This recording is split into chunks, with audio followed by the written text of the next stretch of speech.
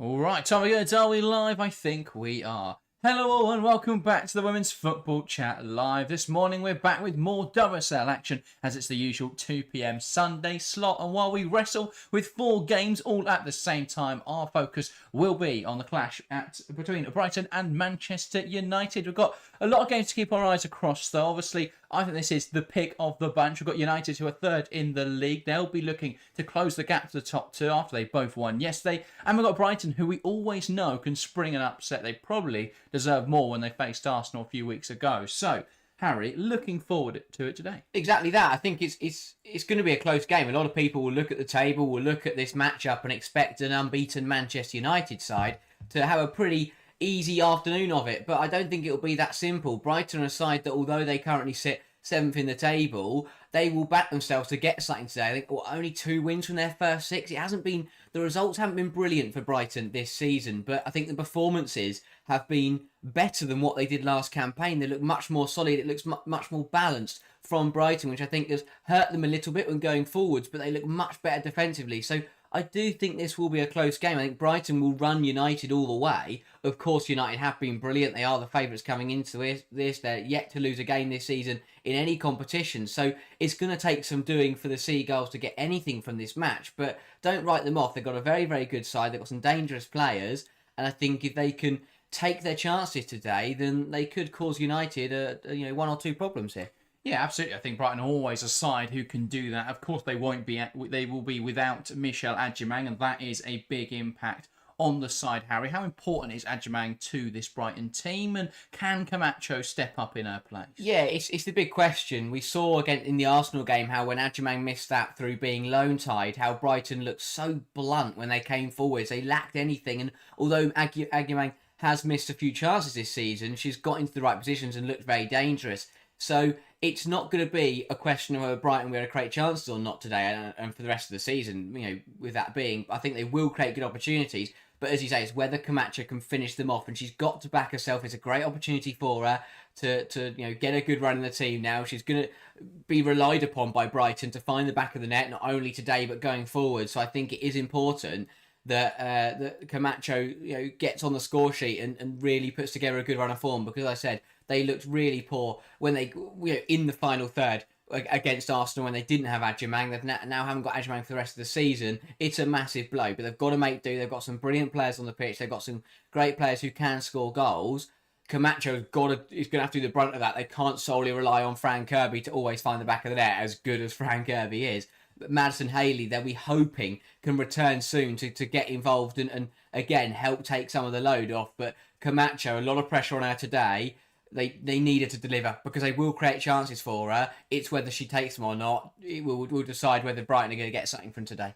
Yeah, absolutely. It's worth saying as well that you mentioned that Arsenal game there, and they were very blunt, but it wasn't just Adjemang they missed that day. They didn't have Rachel Kafaji, who I think is such an important thing. Instead, they had Rachel McLaughlin out on the left wing, who isn't an attacking player. So they did have a lot of problems on that day. I think with Kafaji coming back into the side, with Olaslaga's potentially given that license to get forward a little bit more, and Seike as well, obviously, I still think that attack is very strong.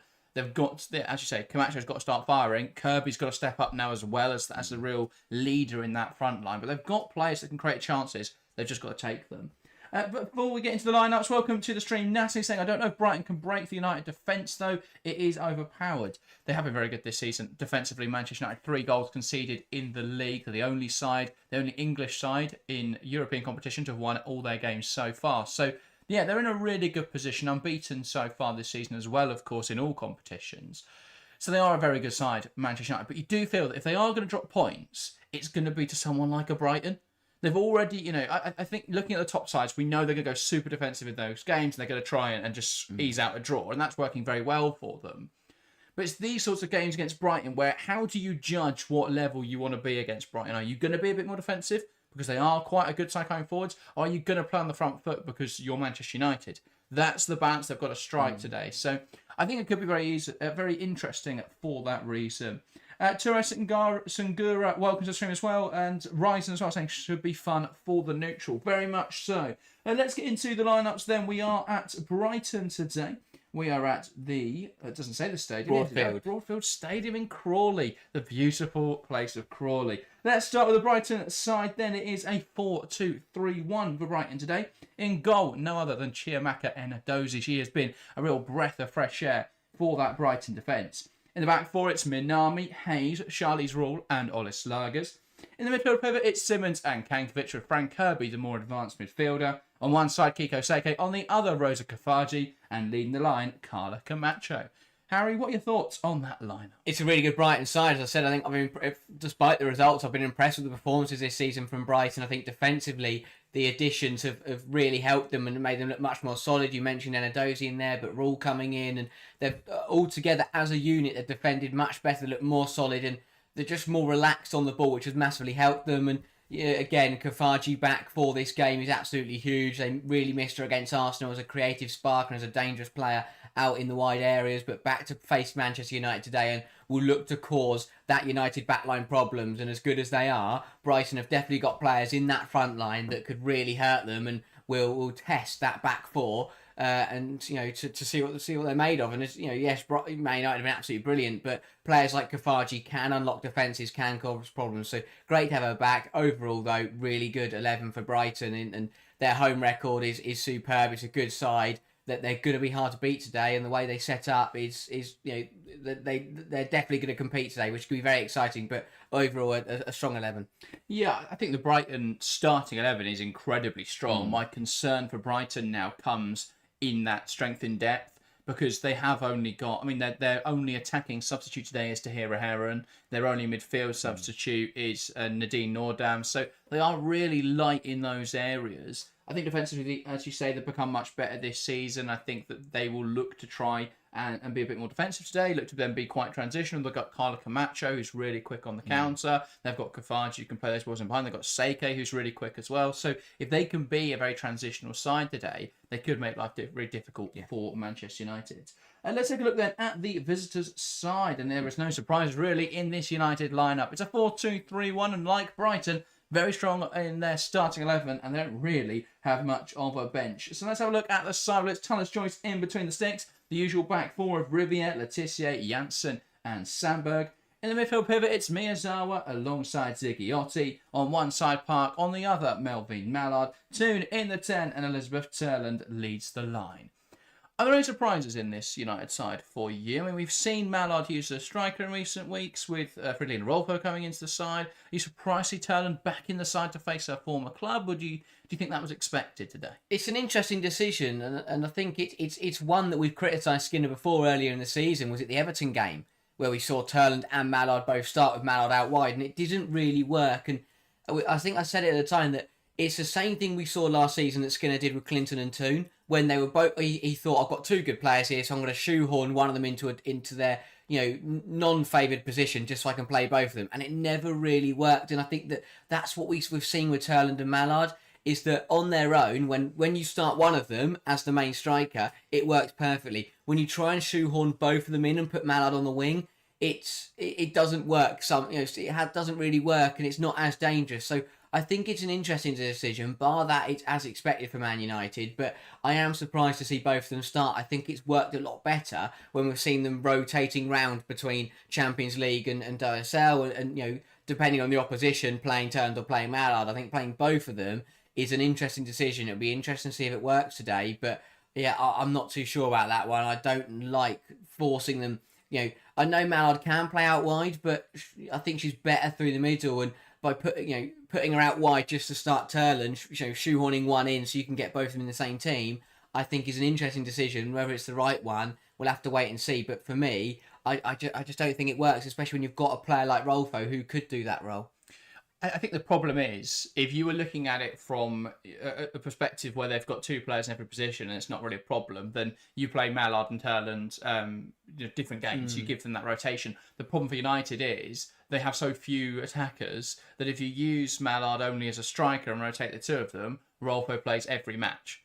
So you've got to have a bit of rotation there, especially I think Leah Galton picked up an injury over the international break. She's not amongst substitutes today. So no involvement for her. Celine Bizet got injured over the international break. So they are very light on options today. So to that extent, I do understand it. I think the interesting thing for me, because the Everton game, Turland made sense. You expected a low block there. Turland's very good against low blocks because she's a big physical presence in there, and she's going to draw those defenders deeper to then invite space on the edge of the penalty area.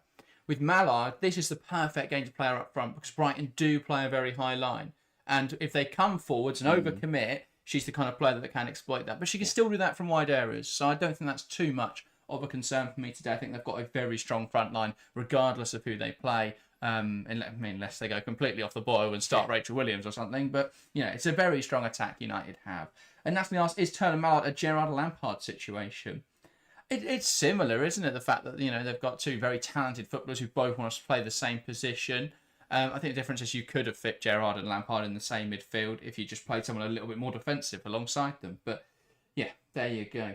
Anyway, let's get into predictions for this game then. If you're watching along, get involved in the live chat. Let us know your scoreline prediction. We're going to start here in the studio though, and we'll start with yourself, Harry. What is your prediction for today's game? I think it's going to be a close one, but it's really difficult because United for me are the stronger side, but Brighton's home record is absolutely phenomenal. At least it was last season. But I am going to favour Man United. I'll say a narrow win to the away side. I will say Brighton 1, Manchester United 2. I think it was a really good match. But again, that individual quality, that overall team quality will prevail for Manchester United. I will say Brighton to take the lead through Kiko Seike. They'll go into the half at 1-up. Then it will be a United turnaround in the second half. And it will be goals from Elizabeth Turland against her former side. And then a winner from, I'll say, Ella Toone to win the game for United. Yeah, fair enough. I think there's going to be an upset at some point this weekend. I don't think it's going to come here. I think it's going to come in Leicestershire. I think here it's going to be Brighton 1. I do think they'll get a goal today, despite United's incredible defensive record. I do think Brighton will score. So I'll say Brighton 1, but I'm going to go Manchester United 3. I think they've been so good recently. I just worry that Brighton, when they go deeper into those games, there isn't really the rotation there. We saw it against Arsenal, where they were in that game for so long, but they didn't really have anyone off the bench to come and make that second impact. United don't really either, but they have got some players. You'd expect to see potentially Fredina Rolfo involved, Gabby George, maybe a return for Hannah Blundell, which I think would be really important. They've still got players like Narsoon as well. So, yeah, I think United will just have enough to get this game over the line. I think the Brighton goal will come from Camacho. I think she will get that early goal in this sort of run now we expect for her to have, at least until January. You'd expect Camacho to be the starting striker. So, yeah, I think she's going to be keen to hit the ground running, and I could just see them nicking a goal, maybe even the opener. And then, yeah, I think it will be goals for United. I'll say a Jess Park goal, a Marla Tissier penalty.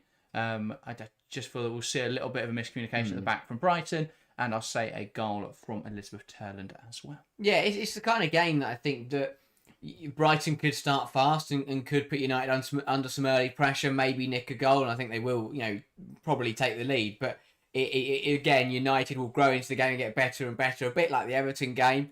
I think Brighton will be a bit more deserving of a goal than Everton were a few weeks back. But it's the kind of game where Brighton start fast, get on top, get an early goal, but United show that winning mentality, show their title credentials by getting back into the game and working hard, battling back and bettering Brighton in the second half to turn it around. But I think it'll be a very, very close contest. Again, the only thing I'd worry out for Brighton is whether it's one of those, I've always said this, that you can play as well as you want, but if you're not getting the results, that can have an impact. And once the results really start to stack up against you, it can become difficult to start putting points on the board. But I think, again, it's not like they've had terrible results. It's been a bit of a mixed bag. So I definitely think there's still time for them to, shore up and start getting some points on the board and get back into the top half. But I think that they've got to be careful if they lose their next couple, that they don't end up being on the wrong side of the table. Yeah, I think Brighton's problem is, I think the most important thing, for Brighton is that they strengthen in January. I think their squad is remarkably light when you look at who they've got, especially with the injuries they've had early this season. Manuela Venegas is out injured at the moment. Obviously now they've got Michelle Adjumang out injured. They've got Madison Haley out injured at the moment. Jocelyn Carabali, I believe, is back today but has been injured. Yeah, she's amongst the substitutes. So they've had quite a few injuries coming into the start of this season, which has had an impact. Natalie, well, oh, sorry, not Natalie. HB 2-0 go 2-0 United. Alex saying 1-0 Manchester United, and David Fraser going 2-1 Manchester United. So far, all the predictions going the way of United, and in the polling chat, 87% predicting United to win, 12% going Brighton, and 2% for a draw. As expected, really. I think most people are expecting a close game that United will probably just edge out, because that, I think on paper that's exactly how it looks like it's going to play out. But you never know. Football's a funny game sometimes, and we might get a bit of a surprise here. Indeed, and it will be Brighton to get us underway here. Carlo Camacho from the middle, waiting for the referee's whistle. Knocks it back, and we're underway here at the Broadfield Stadium. It's Brighton taking on Manchester United in this WSL early kickoff on this Sunday, the 12 p.m. slot. Brighton, can they get something over third place in the league? Manchester United, well, it's United who have won the ball back quite quickly. Letitia looking to play it in behind. Won back well, though, by Minami. And Brighton in possession. Minami sends it forward, looking to get Camacho in behind. And already we're seeing that directness we anticipate from Brighton today. They'll look to try and get that ball in behind that United backline, try and find Camacho in that space.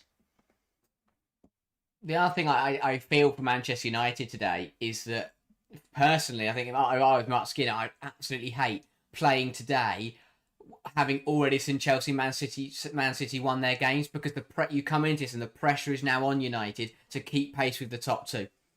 I think it's a really difficult thing to do. Obviously, it works in your favour if Chelsea and Man City both lost yesterday, and suddenly you've got a great opportunity. But playing when you're in the title fight and you play like last of the weekend, there's a lot of pressure on you to go and get that result if your title rivals have already won, which Chelsea and Manchester City have already done this weekend. Yeah, Ziggiotti to Riviere. United coming forwards now. What can the Canadian fullback create? She's looking to go down the line, puts it towards the back post, looking for Mallard. Headed away well by Rule, and then Seke will clear her lines. That's something now for Camacho to chase in the foot race with Janssen. Janssen gets there first, and it's back now to Fallon Tullis-Joyce. And so United can build out from the back. Tullis-Joyce. Now Letitia back to Tullis-Joyce. Now Janssen. Into Ziggiotti. Now Sandberg, Ziggiotti. This is where Brighton's pressing, and then their strength at being able to pen teams in comes really in handy. It's back to Tullis-Joyce, who's happy just to take her time on this one as Camacho approaches gingerly, and it does now go long. And that is a header from Hayes, but it's going to drop now for Ella Toon. Plays it in behind. Mallard, I think, has gone too early, and as she makes the run, the flag goes up. Yeah, that's what Brighton won't mind that, trying to force United to go long. But if Turling's going to win that header, then that is going to be a problem. Brighton will be happy to press United high and then force that ball long if someone like Caitlin Hayes is going to get there first and going to win the header. If Elizabeth Turling's going to get that flick on, though, that's going to cause a problem for Brighton today. So they've got to make sure that the press is brilliantly effective and it works so well. But if they are going to force the ball long, that backline have got to win that first header. Because if they don't, then they could be in a bit of trouble. So they've got to do well to win that first header and don't let Turling flick it on. Because if not, you're going to be in trouble. And that is where, for United, having Turling and Mallard could work. If Turling's going to drop in, flick it on, and Mallard's going to go beyond. But Brighton have got to be better at winning that first ball. Yeah, absolutely. Here is Toon. Now Sandberg looks to go up the line. Mallard does well to fight back possession. That's a really good challenge, though, from Kankovic. And now they can look to play, and that was too aggressive from Mallard there. Simmons brought down. That will be a Brighton free kick. Yeah, great battle in here. Simmons with the chance to win it back. Some tidy footwork. And Melvin Mallard just trying to win that ball back, but slightly too aggressive.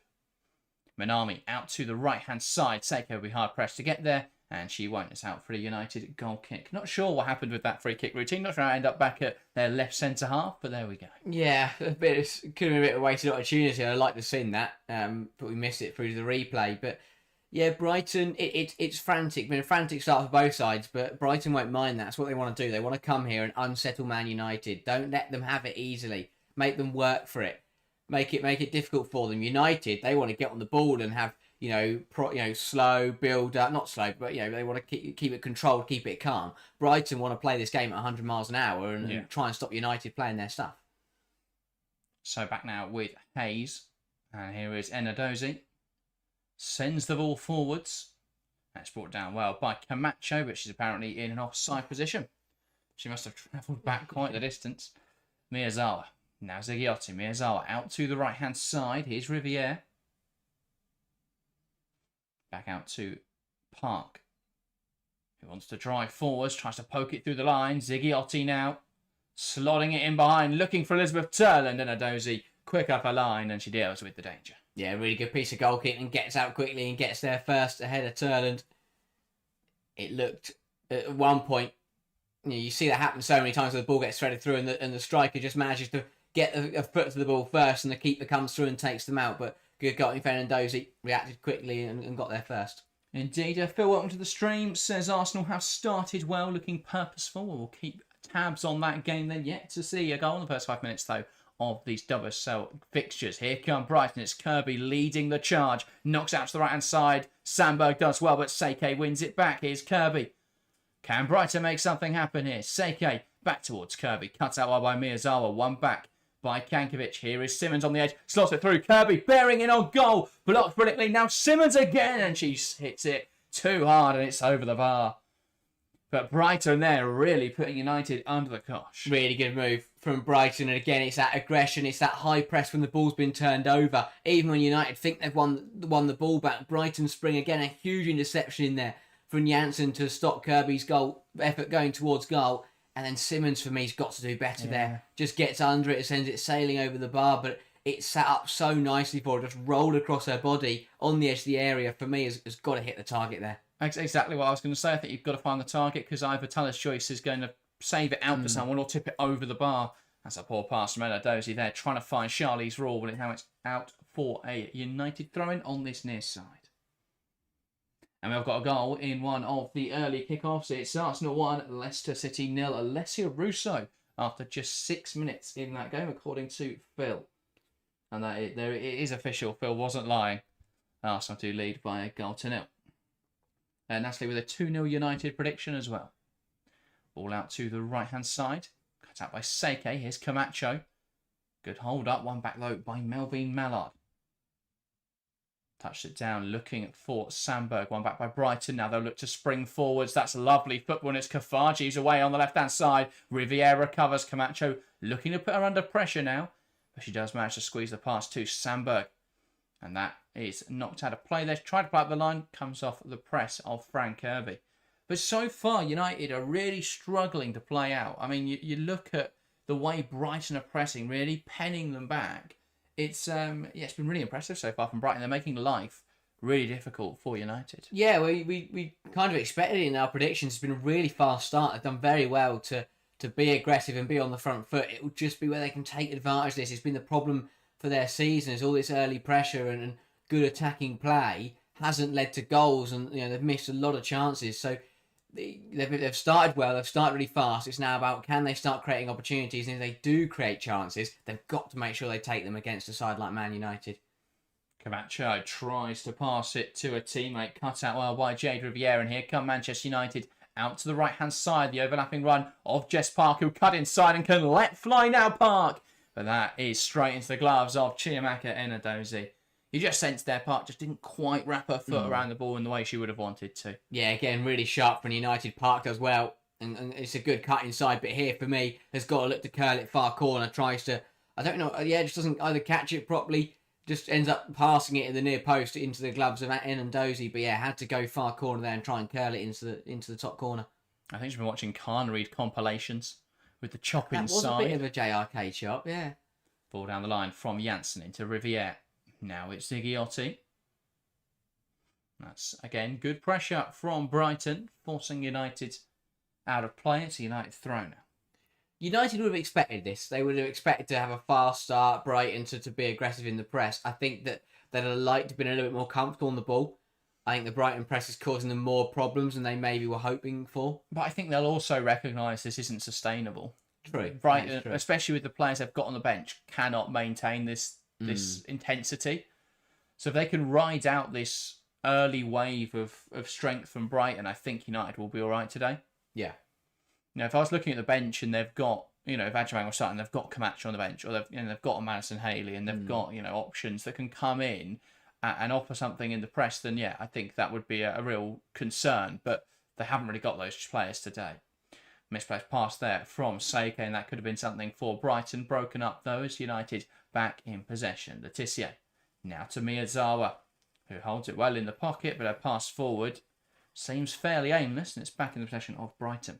Yeah, you can tell this is the first game back after an international break. There's just been a few misplaced passes, a few heavy touches and miscommunications, which are expected when you haven't played with your teammates for 2 weeks. Yeah, Hayes wins the ball back well, wants to drive it forward. Swung back well though by Letitia. Knocks it down the line, looking for Jess Park, but it's out of play for a Brighton throw. I think it's been quite interesting this season because traditionally what we've seen, or at least last season, I think we saw one of the most competitive WSLs in terms of anyone being able to beat anyone, apart from Chelsea, who went unbeaten, but even they still dropped points to Brighton and Leicester.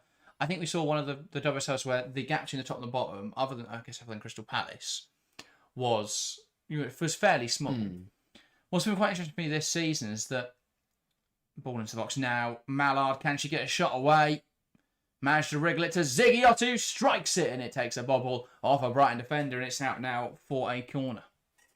What's interesting to me about this season is that London City came in and we thought it's going to be really tight this campaign, but we seem to have the top four really establishing themselves as a power. I know Arsenal have slipped up this season already to Aston Villa, but it feels that the top four are creating more of a gap between themselves and the rest of the league. Yeah, it's interesting because, as you say, you'd expect it to build on, and you expect the league to get closer and closer. But I think results-wise, especially in these early stages, it does feel like no one has got near especially the top three. But yeah, it's interesting how it goes as the season goes on, whether once the fixtures start to pile up and the top teams are having to rotate and balance the cup competitions and the big games, it'll be interesting how that then works out. But yeah, early stages, I think, especially City, United and Chelsea have all seemed to have, when they have struggled in games, it seems to be through their own poor performances. Well, I wonder if it's just that, last season we had the surprise package were Brighton and they took points off the big sides, whereas this season it's been Tottenham and they've been fairly poor against the big sides. And, well, I guess London City as well, they're sixth. So the other two sides who aren't the sort of big four in the top half haven't been able to really threaten those big teams. Sandberg looking to go down the left-hand side. Was there a hand in there when she put the ball into the box? And the United players are adamant, but the referee waves away their appeals. Yeah, I'd like to have another look at that one. I think it might be one of those where it did hit the arm, but is it too low? Yeah, it's a tough one because the referee's natural position. Not really. It's out. Again, it's one of those. It's not blatant, but the problem is the referee's never going to see that. So it's the kind of one where the liner's got to help the ref out there. Yeah. I guess her because she's on the far side, the vantage point isn't perfect, but she'd get a better view than the ref's got. I think it would have been a harsh one. Letitia in towards the area, one back well by Rule, and now Seike back to Charlie's Rule, and all the back to Enandozie. They've got another goal in one of the 12 o'clock kickoffs. It's Aston Villa 0, Everton 1. A big goal for the Toffees, who have struggled somewhat at the start of this campaign, but this could be what they need to turn their spirits around. It's Kelly Gargo who's got that goal. And this is why we always say the international breaks are absolutely massive. Because suddenly, 2 weeks without WSL action, and we come back into it. That should have been a penalty, really, Sandberg. Yeah. When you watch it again, cross is just denied by the arm of Kankovic. Lovely give and go there between Kirby and Seike. Brighton coming forwards now. Sandberg does well there to knock it out for a Brighton corner. But this is why we said the international breaks are so important, because 2 weeks without WSL action, and we come back and suddenly Arsenal are 1-0 up inside the 5 minutes, and Everton are now beating Aston Villa. So it just shows how a bit of a break, a bit of a reset for some teams can massively change their fortunes. Obviously a long way to go in both those games, but brilliant starts for two sides who, before the break, were really struggling. So Brighton now over this corner. Plenty of options in the box. Delivered towards the back post. Headed towards goal. It's blocked. And Mallard then gets it clear. Seike. Now Kirby. Lets it go. Ollis Lagers puts it in the box. It's headed away. Brighton get it clear. United get it clear, sorry, only as far as Helena Kankovic. And Brighton looking to keep the pressure on. Minami lifts over the top. Here's Kafaji now. Keeps it in touch. Back now to Ollis Lagers, and that... There was nowhere near going off there. Yeah, I'm not sure about that one. And he did look to stay in. Bit unlucky there, I think that's the kind of one that's been given on appeal, because the lino's on the wrong side of the field. Not sure how she could have seen that leave the pitch from there. Yeah. But there we go. But no, goals in all the games that are currently being played. This is the only game. Yeah, I was going to say, apart from the one we're watching. Yeah. If you ever want to know which game not to watch on a Sunday, to whichever one we're covering, guaranteed to be 0-0. But no, has been a enjoyable first 15 minutes. It's been interesting to see Brighton having, well, more of the opportunities, really, in the early stages. United out looking to progress. One back, though, by Marissa Ollis Lagers. Now here is Simmons. Switch to the play to the right-hand side. That is a great ball if Seike can get there, and she does. Back now to Kirby. Needs support. Seike wants to squeeze that through to Raw. She's got to take on Sandberg herself. It's a great run down the line. Ball into the box, though, cut out by Park. Now Toon, back to Park. And United can come forwards now. It's a 2-on-2. Park and Turland. Toon now joining the attack on the right-hand side. Park to Toon, can strike it, blocked brilliantly there by the recovering Moeka Minami. Brilliant defending from the defender. And the score remains level. Brighton have done really well to get back in there, because at the point of it being a 2-on-2, Park and Turland looked at a bit of advantage, but Turland's got to do more there for Park. Toon has done so well to get out there and support, because Turland does not help her team out at all. Doesn't move. Doesn't try a different run or something different. Just keeps running in the same direction at the same speed and just doesn't help Park out at all. She's not in a position to receive the ball, but she's also not in a position to sort of drag the defender away. If she makes, a bit of a wider run, maybe she creates some space in there. If she runs across Park, maybe she just makes a bit of confusion for the Brighton defenders. Oh, terrible corner. No, it's not. Yeah, it's another poor delivery from Manchester United and from Ziggy. Here come Brighton. Kirby. Back to Hayes. Now Ollis Lagers. Lifts it in behind, and Camacho's in. Sandberg will keep up with her, though. Camacho trying to take her on. Does get around her. Sandberg gets back in, and that is a Brighton corner. This game has been exactly what Brighton wants. Super transitional football. Bouncing from one end to the other. It does leave them exposed at times, but it's also going to give them opportunities like this, where Camacho probably could have done better. Yeah, it was good play, really, from both players, but Camacho initially did so well to bring it down, then looked to burst past Sandberg, and here, I thought she had the beating of her as she got into the penalty area, but Sandberg recovered well, managed to poke it out for a corner. Good piece of defending there, but yeah, well played from both of them. Ball into the box, floated towards the back post, and it's a header away, in fact, from Hayes, not the intended target, and now here come United on the break. Mallard to Toon, has to give it back sooner. By the time she plays the pass, she would have been offside, even if she had received it. But it's one back by Brighton. Slipped through the lines, intercepted excellently by Dominique Janssen. Such a crucial interception. This game, it's difficult to commentate on, because it just bounces from one end to the other. There isn't a chance to catch your breath. It's gonna a goal is gonna come from either a glaringly obvious mistake, or it's gonna be a minute error. Like if Janssen doesn't cut that ball out there, suddenly Camacho's away. If Minami doesn't make the tackle a couple moments ago, then suddenly Toon's in to score. So it's going to come down to very fine details, or either a massive mistake from one of these teams. But both sides are playing well here. It's been a good 18 minutes. Indeed. Park, lovely burst forwards, slots through the lines for Turland, who can take game, and it's wide of the mark. Nice move from United, though. Park slipping Turland in behind. Turland couldn't quite find the target against their former side. Yeah, tight angle that for Turland. Tries to just fire it across goal, looking to find the far corner, and just drags it wide a bit. Yeah, but yeah, very tight angle. May have been better. Just smashing it in the near post. Again, we know Ndozi had already gone early to jump to the right. There might have been a slot there to potentially look to smash it in hard and fast at the near post. Here's Melvin Mallard breaking into the area. Ball across the box and it fizzes out. Probably put too much on that. I understand what Mallard's trying to do. Just create a bit of confusion by zipping that across the box. But no one for United was able to meet it. Lovely pass through the lines there from Ziggiotti into Toon. Has to pull back out of the area. Now Ziggiotti. Out wide to Riviere. Can she find the delivery? Blocked down well, and Jess Park will come on to strike it. Blocked again by Olis Lagers, who now gets it clear. No one up there, though, for Brighton to break away. I'd like to have another look at that one because no one really... Again, it was another block from Brighton. Riviere seemed absolutely adamant that that was a penalty. But I'm not sure. No one else really seemed to be bothered. I thought it was a bit of an interesting one. Yeah. I think United overall are getting a little bit frustrated. 20 minutes gone and they've not had it all their own way. Brighton have made it really difficult. I think for the them. exact opposite. I think, if anything, Brighton have probably played the better stuff. Here come United now, though, on the right-hand side. Riviera across the box, looking for Turland. Brilliant block again from Caitlin Hayes. That is a superb challenge. Toon. Out now to the left-hand side. Sandberg.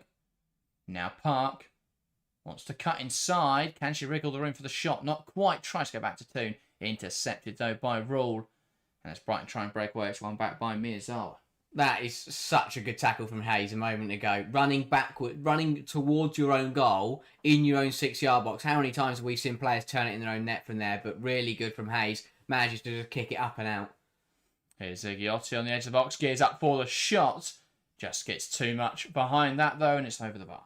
Not a bad effort. Just sliced it over. Did well, though. Kept... Call it cleanly, just couldn't keep it down.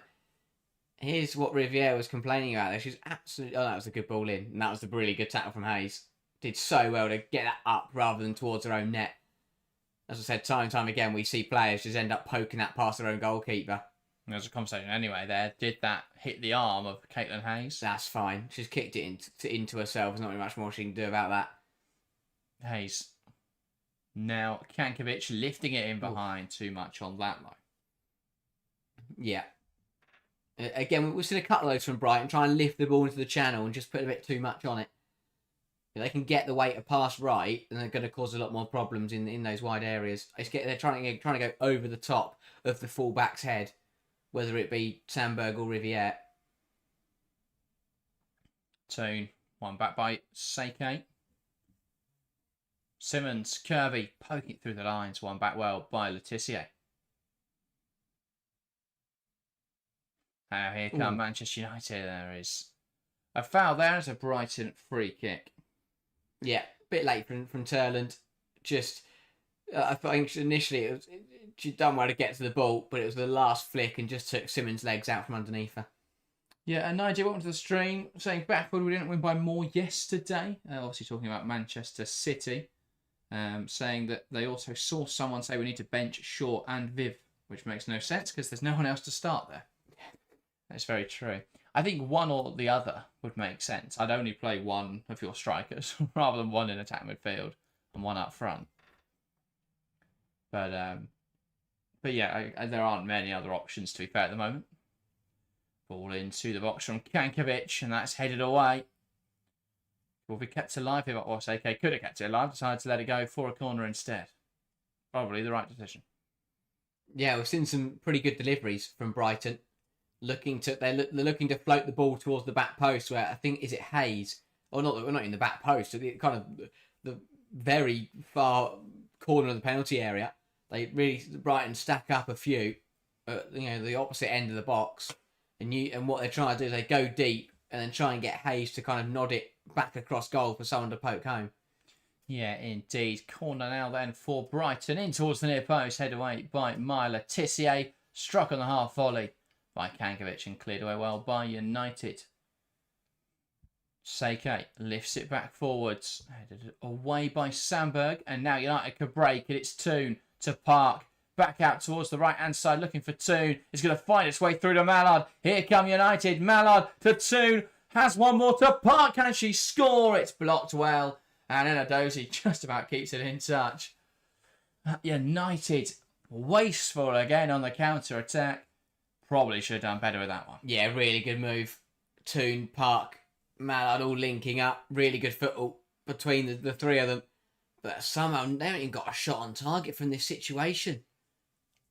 Yeah, it's just not smooth, is it, there for Toon? It's got to go sooner. I think it was just a bit clunky, and then no one managed to pull the trigger. But they've got to start. They are starting to get a bit of joy. Catching Brighton on the break, catching Brighton high up the pitch. They've got to start using it. They've got to take advantage of when they get those opportunities. Miyazawa. Now Janssen. Into Park. Park now. Back to Janssen. Looking to lift it in behind. Can she find Zigiotti and Adozi off her line well to claim it. So Adozi out from the back. Throw into the left-hand side. Oleslagers. Played forwards by Simmons. Now Kafaji. Back to Marissa Oleslagers. Here come Brighton. Nice combination. Out to the right-hand side. Brilliant touch from Kiko Seke. Slots it into Kirby now. Kirby into the penalty area. Knocks it back to Rule. Brighton filling the box. A pass inside now to Simmons, who's under no pressure really, to Kirby. Back now to Hayes, and Brighton were waiting for the cross. It's not going to come. And that's not great from Minami. Wanted to find Kankovic. Misplaced it though. Here's Mallard.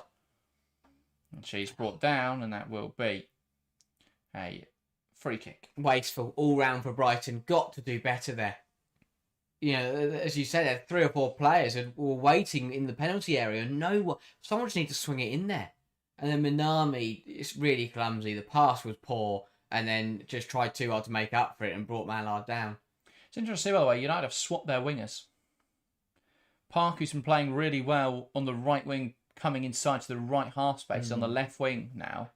And Mallard's on the right wing, almost pushing up as a striker. When Riviere then overlaps. It's interesting.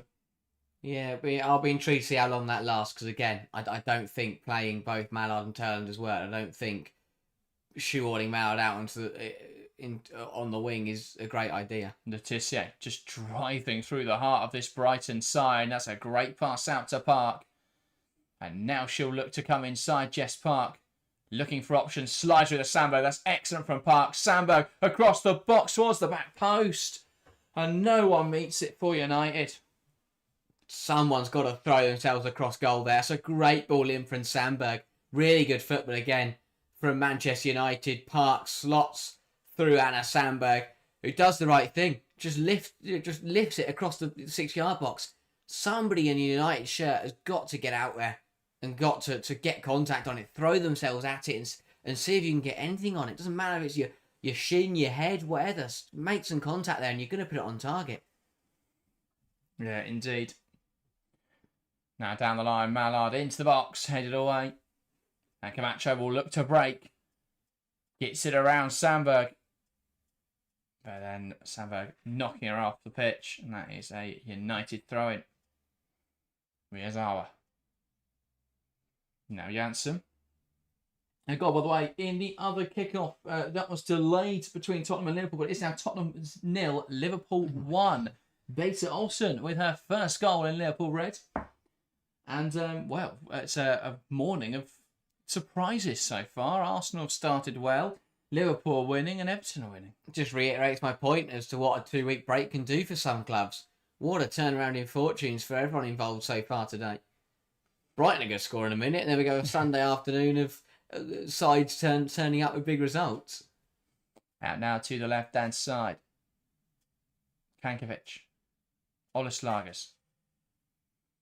Now Kafaji back to Marissa Oleslagers. Riviere does really well there to get between Oleslagers and the ball. And she earns her side a free kick. According to Nigel, it was a tap-in. Ball across the box. I think if you're Liverpool right now and you've only scored 2 goals in 6 games, you'll take anything. Well, it's a high XG one. It's the only shot of the first half. And it's a goal. 100% shot accuracy in that match. Yeah, they did kick off a quarter past, but that is still 15 minutes of football. 15 minutes of football. We're in one shot and it's gone in. 0.73 XG. She must have been in the net. That's big for her, getting her first goal. It's finally someone other than Cornelia Capox has scored this season. That is important.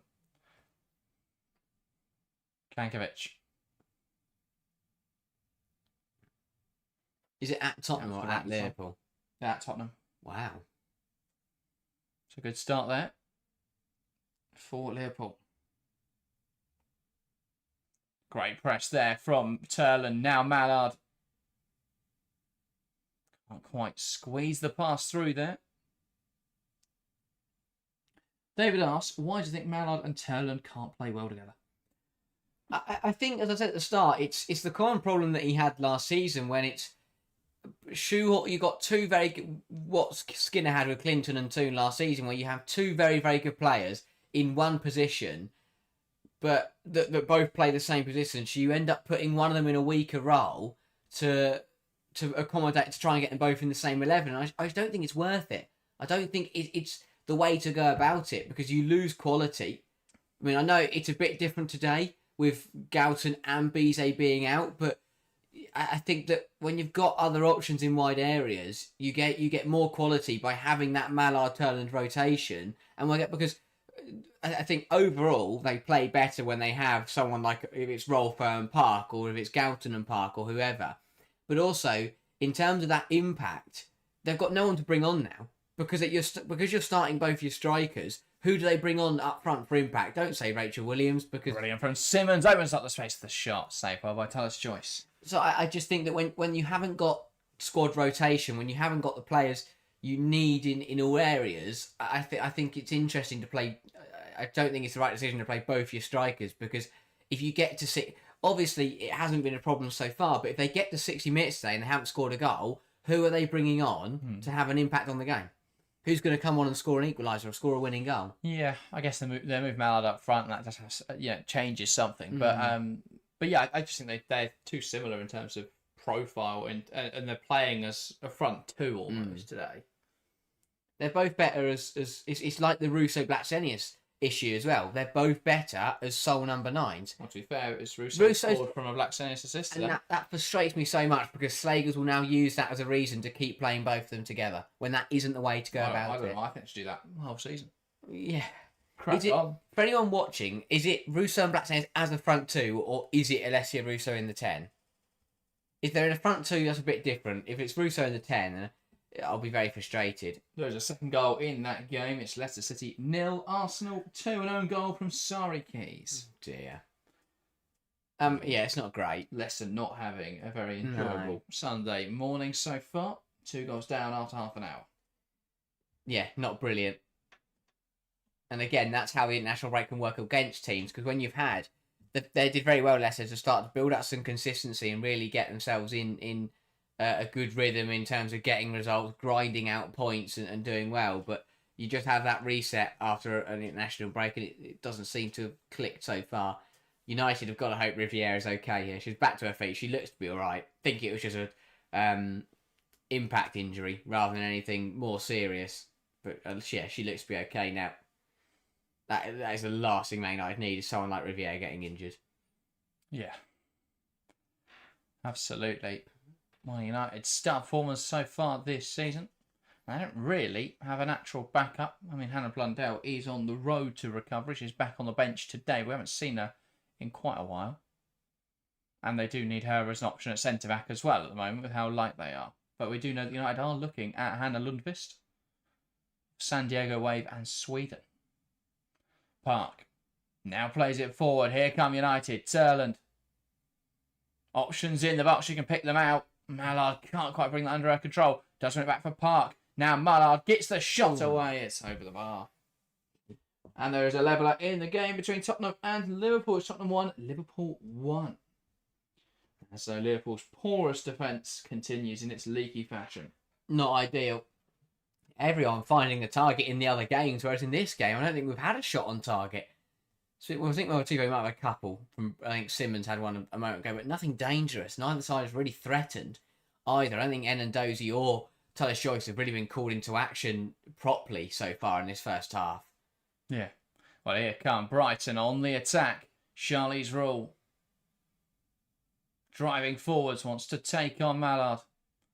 And it's one back well, and then she drags down her opponent. And the goal from Tottenham in that game from Toko Koga. Wow. A goal from a corner. As I say, has shored up that defence and is now but yeah, the match stats speaking absolute volumes, by the way. 14 shots in total across the two sides. 6 for Brighton, 8 for Manchester United. But both sides have only put 1 shot on target. 1 out of 6 for Brighton, 1 out of 8 for Manchester United. Really not good enough in the final third from either side so far, because from 14 shots between the two sides, we haven't got a single goal. Yeah, very true. But yeah, I mean, nice one's really at the target, have they? Yeah, it's 1 shot. It's 1 shot on target each. Yeah. Park, Miyazawa. Back now to Letitia. Here is Janssen. Sandberg. Mallard. Back now to Janssen. Brighton have done really well, though. I think their out-of-possession structure is making it very difficult to break them down in these sorts of phases. United have had joy when they're counter-attacking, but they haven't taken advantage. They should have had at least a goal, maybe 2 now, from those counter-attacking opportunities. Yeah, and I think it actually creates a very interesting scenario, because if United don't find a goal in the next 10 minutes, it's going to put pressure on Skinner and United to find something different, which we haven't really seen them have to do this season. Well, they did against Everton last time out, to be fair. But Well, was that more of a matter of just waiting for the inevitable? They brought Jess Park on, and then they scored loads of goals. They put Jess Park in a position, they put Mallard back up front, and they looked a lot better. So again, will we? I think it could be the same thing today. Reshape it, put Mallard up front, bring Turland off, put a wide player on. Arsenal running riot, by the way, in that game. It's now Leicester City 0, Arsenal 3. Stina Blackstenius finding a goal with the assist from Beth Mead. So yeah, not ideal so far from Leicester. No. They've done, and that's surprising, because they've looked really good defensively. But it just seems like they may have crumbled, and maybe Arsenal are starting to get their act together a little bit. Yeah. When was the last time Arsenal scored 3 goals in the first half? Not in the first 30 odd minutes. Yeah, not this season. Last season they had a spell where they ran, they scored 4 goals a game for like a ridiculously long run. But yeah, this season they've struggled in general, but they have struggled as well in front of goal. Pass forwards into Kafaji. Ola Slagers. Now Simmons tries to play it through the lines. One back well though by United. Miyazawa.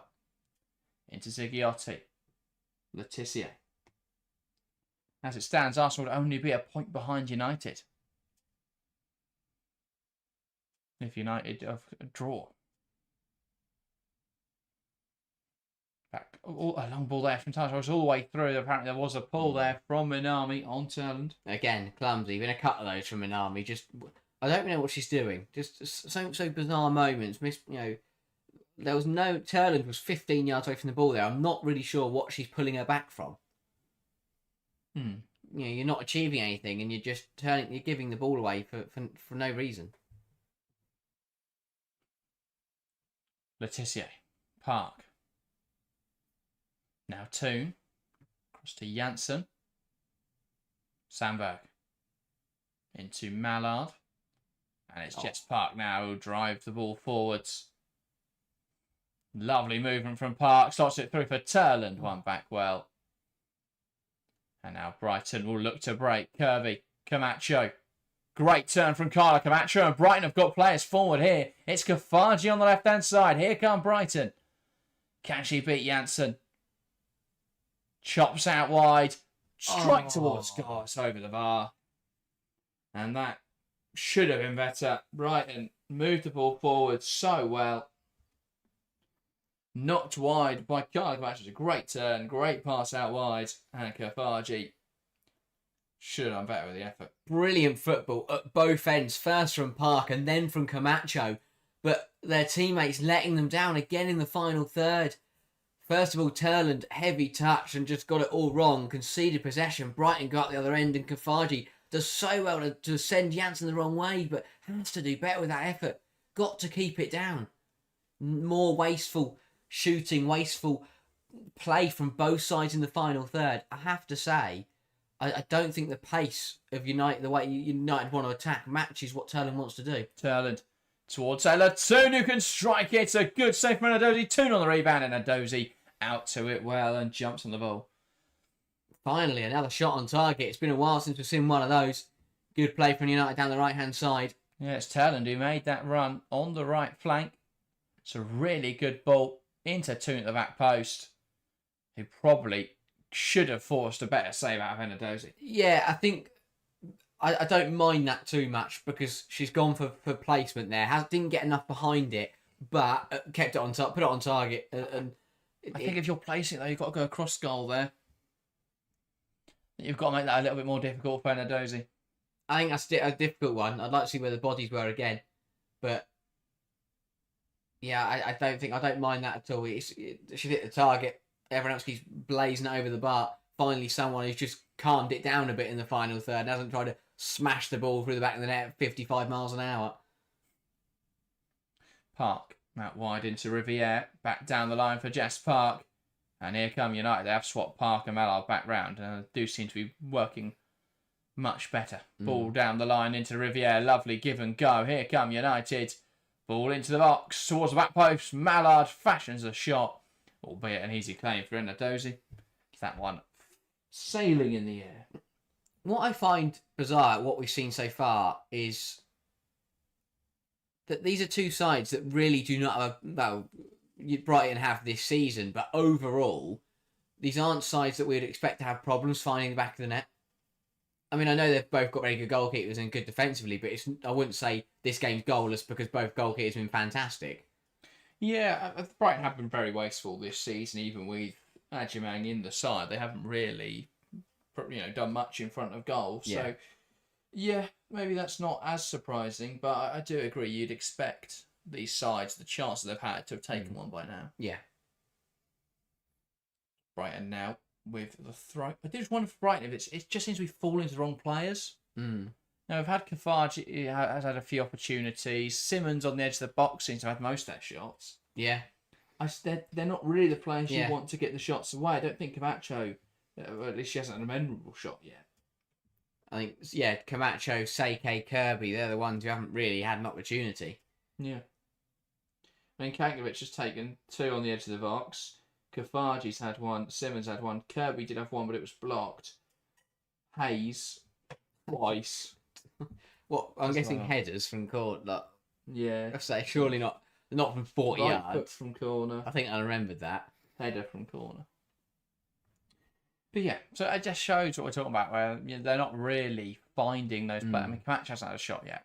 Seike hasn't had a shot yet. I think Seike's too wide for me in this system. I've never understood that. She came in, they put her in the 9, and she scored 4 goals on a day. Well, they don't have another right winger, is their problem at the moment. You'd put Haley there and Seike up front, even if you didn't have Adjumang, but Madison Haley's out injured. So they are just really light on attacking options. Here come Brighton. Oh, I do just wonder though if a move towards a 5-back would have been more sensible, because they've got McLaughlin and Olislagers, who are both very capable wide players, and then you just use Kafaji, Kirby, and Seike as your central attackers. But yeah, here is Toon. Out to the wide player. Sandberg wants to put it in the box, and that is a poor delivery from Anna Sandberg. Yeah, I think for Brighton it's not falling to the right players, and they're not getting involved, not getting opportunities. For Man United, it's just been plain quality. How many moves have we seen break down through a poor pass or just a bit of miscommunication or something like that? Sandberg, that's a really poor cross. We've seen counter-attacks where it's been clunky and people have misplaced passes and the moves have broken down. Just been really sloppy from United, I think, in the final third. Out now to the right-hand side, and it's Charlize Rule slipping it in behind for Seike.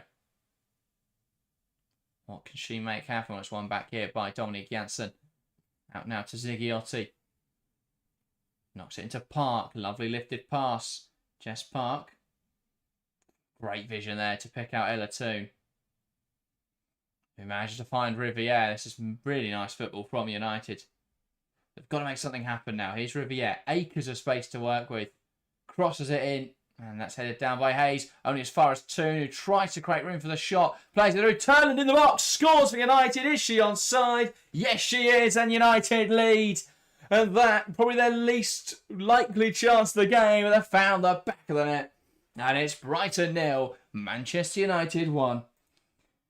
Bit of a mess there at the back. The ball in from Riviere wasn't great. It fell to Toon, who overplayed it. But really smart play from Ziggiotti, creates the space for Turland, who knocks it past the goalkeeper. Anadozi not happy with that one at all.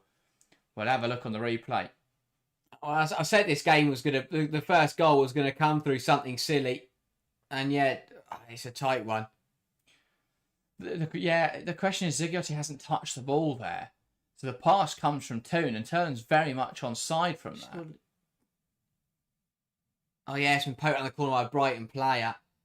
I think Brighton, again, I said earlier that the breakthrough was going to come through a minute detail or a big error and something sloppy, and that is really, really sloppy from Brighton. It's a complete mess. No one deals with Toon on the edge of the area, twisting and turning. Someone's got to get a foot in there.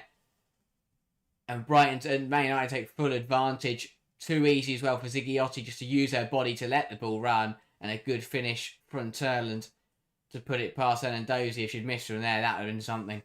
Yeah, tidy finish from Elizabeth Turn to break the deadlock. But Brighton now going forwards, and it's Seike. Bursts into the box. Can she find a player in the middle? Lifts it towards the back post. Kafaji now wide of the mark. And again, Brighton failed to even find the target with their attempt, let alone the back of the net. And we have 3 minutes of additional time in this half, of which already one has faded away. Again, really good breakthrough from breakaway from Brighton, but it's just the wrong players and in the wrong positions. You want it there to be Kafaji crossing it into Seike to have a go on goal, not the other way around. Or you want someone trying to pick out Fran Kirby there. But yeah, you feel it's got to start doing better, Brighton, in the final third. Elizabeth Turland's goals for a record this season. 9th goal this season. Only her 2nd in the WSL, but she has been prolific in other competitions. I think the Champions League qualifiers have helped a little bit with that one. Yeah, there must be a League Cup goal in there or something. Definitely not in the League Cup. Oh, no, of course. So yeah, I think she's just scored loads in the qualifiers.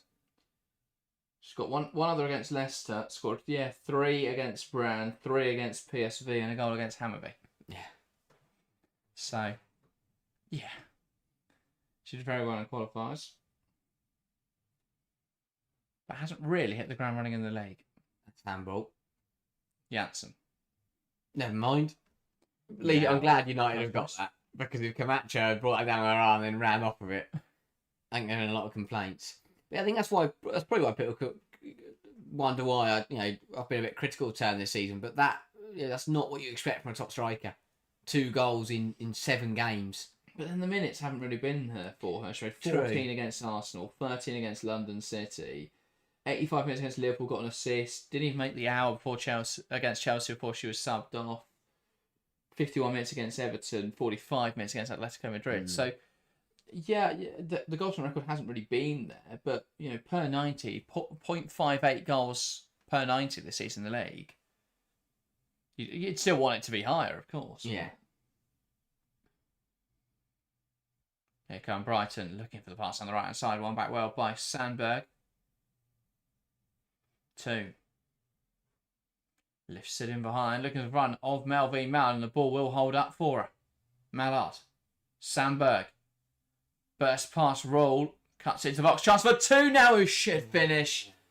Too close to Anadozi, and she saves that. And that is the half-time whistle here at Broadfield. It is Manchester United leading here. Brighton 0, Manchester United 1. The goal there on the stroke of half-time from Elizabeth Turland. Yeah, a half of good football from both sides, but a little bit of lack of clinicality in the final third, though. United finding the back of the net late on in the half.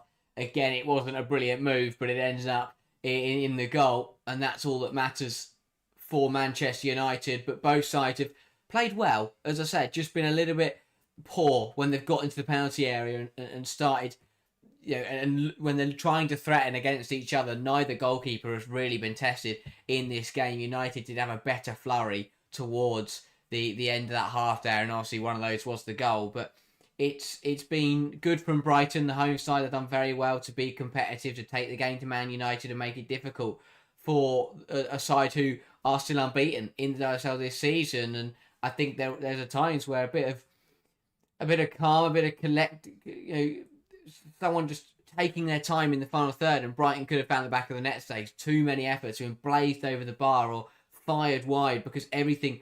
I get that the game plan, the way they play football, is very aggressive and fast and quick, and everything is bam, bam, bam, bam, bam, racing around the football pitch, and that's fine. But you don't need that when you're trying to score goals, and that's been the problem. Is that everyone's trying to just smash it into the back of the net, hit it as hard as they can, and try and beat Taylor's Choice, but they're trying too hard almost, and it's going out the ground, and that's not going to threaten anybody. Someone just needs to calm down in the final third and look to just slot it into the goal. Yeah, it's just been a bit. It's about finding that balance though, because I think when sides aren't scoring, what you often see is a little bit. More often you see is hesitancy, where they don't really take many shots. But I think what we're seeing is sort of the opposite with Brighton, where it's just potentially they do take a little more time. Yeah, and they're rushing those shots. The amount that have been blocked so far in this game, it feels like most of their shots have been blocked by Manchester United. And I'm just trying to find any data.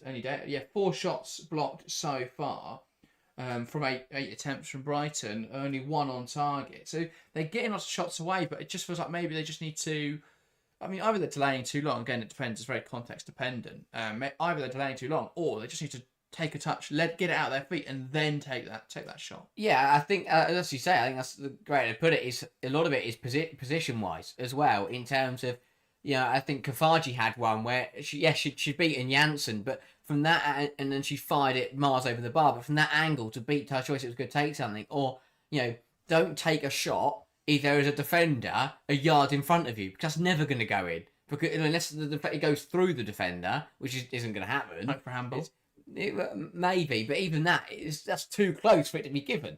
So it's one of those where you just Brighton got you smarter in the final third. Don't shoot from ridiculously tight angles, and don't shoot if you've got bodies in front of you. Be smart at it. Shift it to the. And again, we said during that first half that they weren't really getting the right players on the ball in good opportunities. But maybe that does come down to the fact that Kafaji is choosing to blaze it over the bar from a tight angle rather than just taking a touch, calming down, and looking to lay it into someone like a Kirby or a Seike or a Camacho, and just everyone being a bit calmer about it, or players rather than shifting onto the next blue shirt next to them, trying to smash it through a body which is never going to go in. I think decision making has also caught Brighton out a bit in the final third. I think defensively they've done okay, but in the final third, decision making has let them down a bit, and of course, part of it does come down to United's defence being the best in the league, so that you just give a bit of credit to them there. But it's one of those where I think Brighton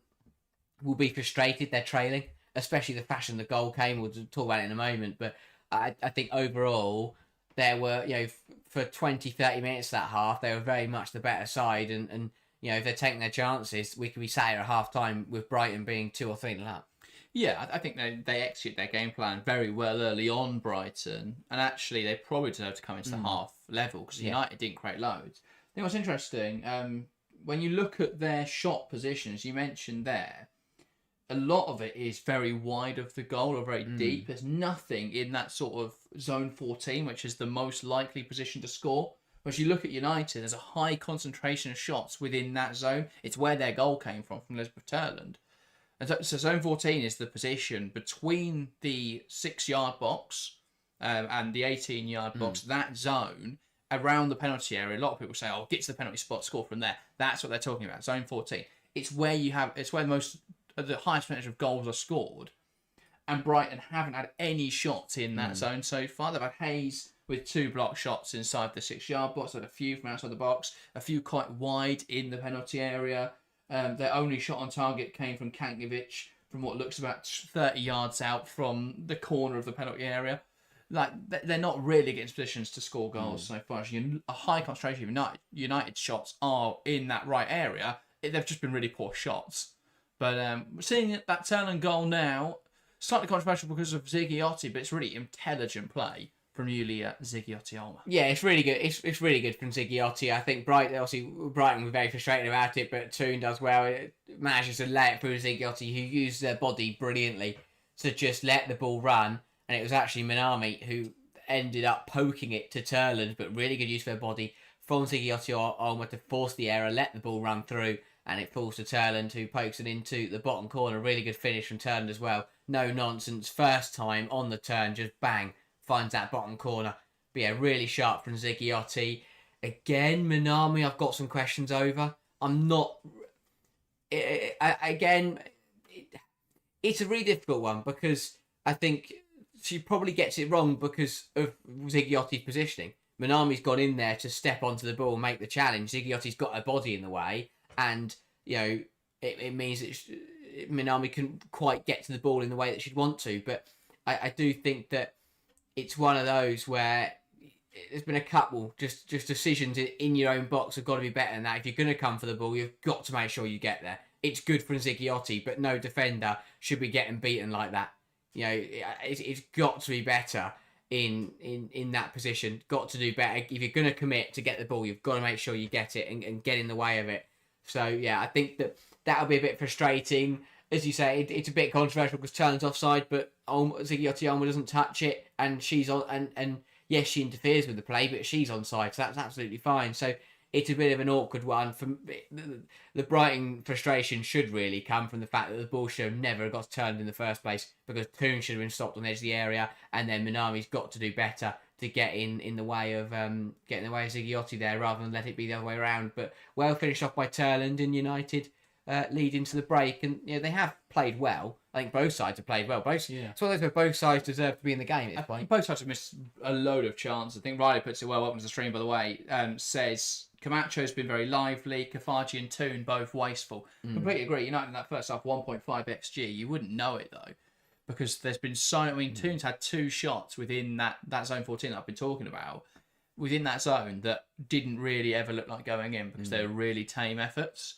And they were very comfortable to say so Enadozi. And I just think, I know you said one of them, well, at least she's got it on target. But I think a player of that quality has to be looking to do more than just put it on target. I think she's got to make it very difficult for Enadozi. You're up against a world-class goalkeeper today in Chiamaka Enadozi. You've got to make it a really good shot to get it past her. As Elizabeth Turner did, it was a very tidy finish to the near post. And I mean, to be fair, in that position, if she hadn't scored, I'd have questions. Yeah. But yeah, very tidy finish. But that's what you need to be able to get a goal past a player like Enadozi. Yeah, I agree. I think on Toon's first one, the reason I said it was because at that point in the game, we'd seen 14 shots, only 2 had hit the target. So the fact that a player had put something on target was a bit of a relief. But yeah, you've got to be. As the game's gone on, especially the second one she had, when it was cut back to her and she just passes it into Enadozi's arms, that one's got to be better, because you've got so many options there. You could try and find the bottom corner, you can try and find the far corner, you could blaze it at the near post, you could go for the top, you've got anything, you can root for the net, you can do anything in that situation. And she did the wrong thing, which was go straight down the middle along the floor at the goalkeeper. That's the one thing you don't do in that situation. But yeah, I do agree. United, that XG has come from, it's not come from a couple of really good chances, it's just come from loads of half chances, and it's just accumulated as the half's gone on. Yeah. So overall, yeah, they have created quite a bit, and across the 45 minutes they did do well, but I think the Turner chance probably did generate quite a good XG, but I don't look at one opportunity there and go, that was an absolute must-score chance, because there haven't been that many clear-cut opportunities for Man United to take. Yeah, no, I do broadly agree. I think United have had a load of shots, but if they've got players who can take a 0.3 XG chance and make it a very good, and score from it, really. That's what you'd expect from a side like Manchester United. Phil says, Hines is great when she doesn't have to defend. Perfect for these kind of games, but could be a big problem against teams like Chelsea. Yeah, I hope she plays on Saturday. That would make my day. Yeah, at the end of the day, I think Hines playing today is exactly why she was brought in, and that's what we wanted to see. And again, we were surprised as to why she didn't play games like The London City was first of the season. That's a bit more. That's a bit different. But this is the kind of game Hines was brought into play, and because she can do the job. Because at the end of the day, are Leicester going to come forwards and cause her problems? Probably not, especially the way that Rick Parson wants to set up. Equally, she was there for all of pre-season. There's no reason why she couldn't have played the opening game of the season. There's no reason why she couldn't have played the second game of the season against West Ham. Yeah, that's probably the most confusing one out of the lot. But I guess it gives Fox. I find it interesting. She's also playing right back. I find that one surprising because again, I know she can play both sides. It does give Fox a rest, but it still means Katie McCabe is still playing. She's the one player that doesn't get an opportunity to rest. Yeah, but they haven't rested Fox at all this season, whereas they have already rested McCabe. So I think it's more of they need a right back. That's why they're looking at Smilia Holberg. But yeah, they need a backup to Emily Fox. So yeah, I understand it to that extent. I mean, I don't know what has happened to Jenna Nice-Wonger. I don't think she's ever going to play football again. No. I would be very surprised if she doesn't leave in January because what a pointless signing that has been. She weren't registered for the Champions League either, was she? She did make the bench in the Champions League. So she must have been registered. Yeah, I thought she sat on a lot of benches. Oh no, sorry. Yeah, it was. I think it was Slager's arguing why she wasn't really ever in the squad. Yeah. Rather than she was in the squad, just not in the not chosen for the match day squads. Well, this season she made the bench for Lyon and the bench for Benfica. This is the first time she made the bench in the league.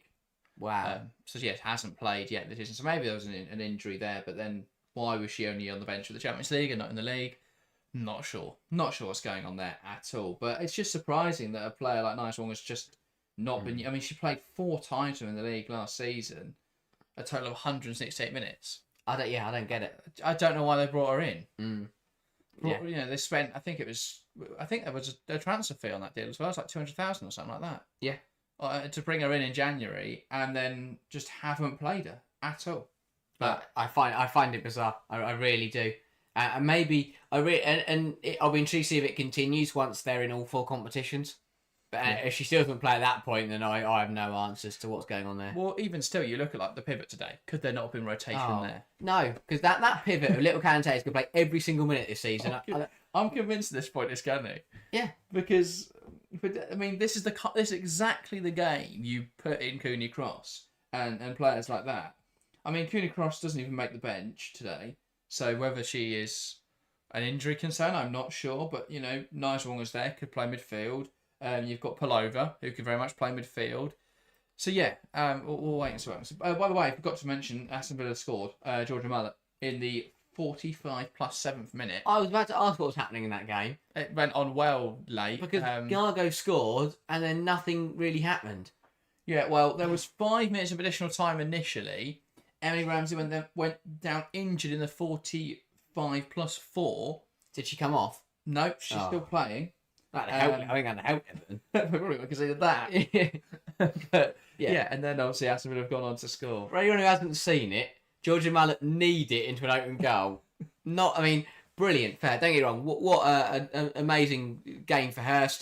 Rewarded with the start and has found the back of the net. How poor Salmon's been this season. She's come in and she scored. Exactly, yeah, credit to her. She found the back of the net. Doesn't matter how they come. It's not the finest finish, and my Everton should never concede that goal. But, fair play to her. She's found the back of the net.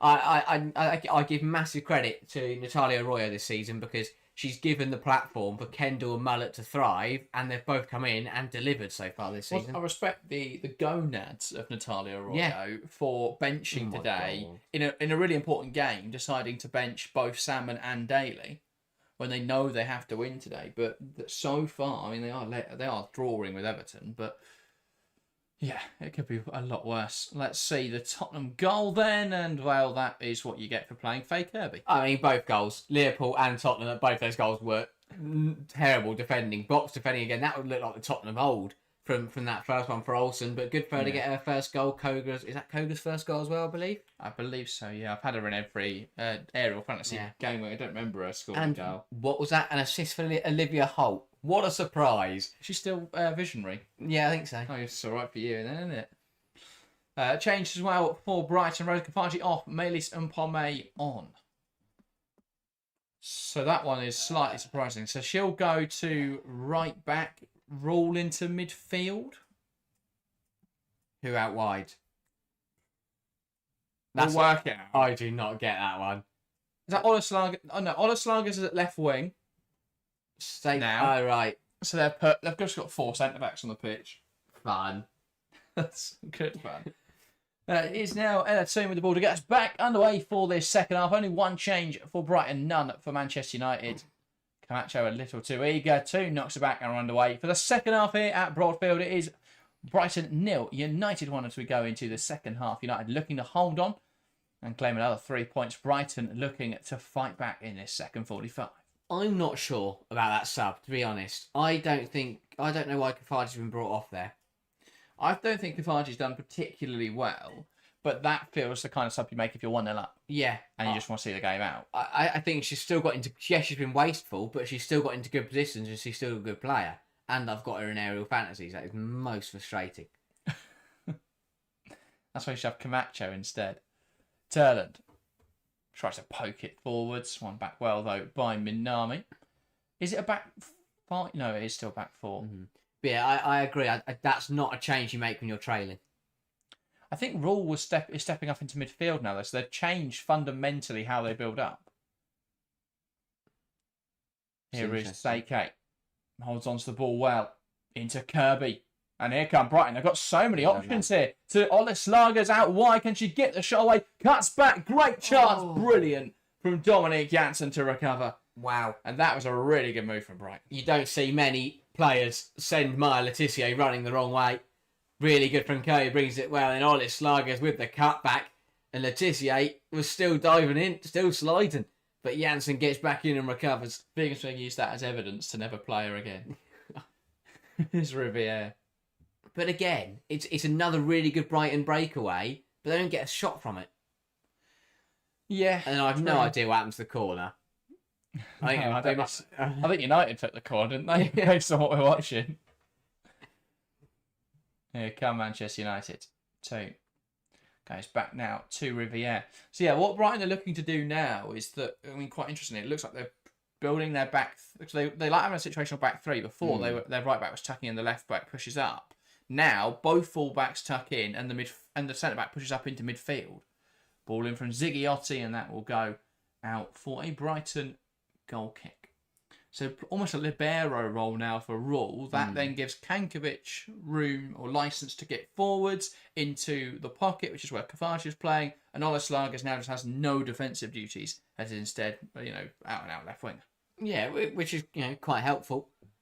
I think that's exactly what you need to do when you're a manager. At the end of the day, you've got to change things when you are trailing. Don't just make like for like changes. Don't just make change. Go out and make tactical tweaks to try and win the game. Keep Man United on their toes. Nigel says, yeah, I knew Harry would want to emphasise Holt getting the assist. Yeah, you're the only member of the Olivia Holt fan club. I think she's a phenomenal player. I genuinely do. And I just felt for her last season when she joined Tottenham and didn't play a game. And every time she did play, she played like 3. I think she scored in all of them.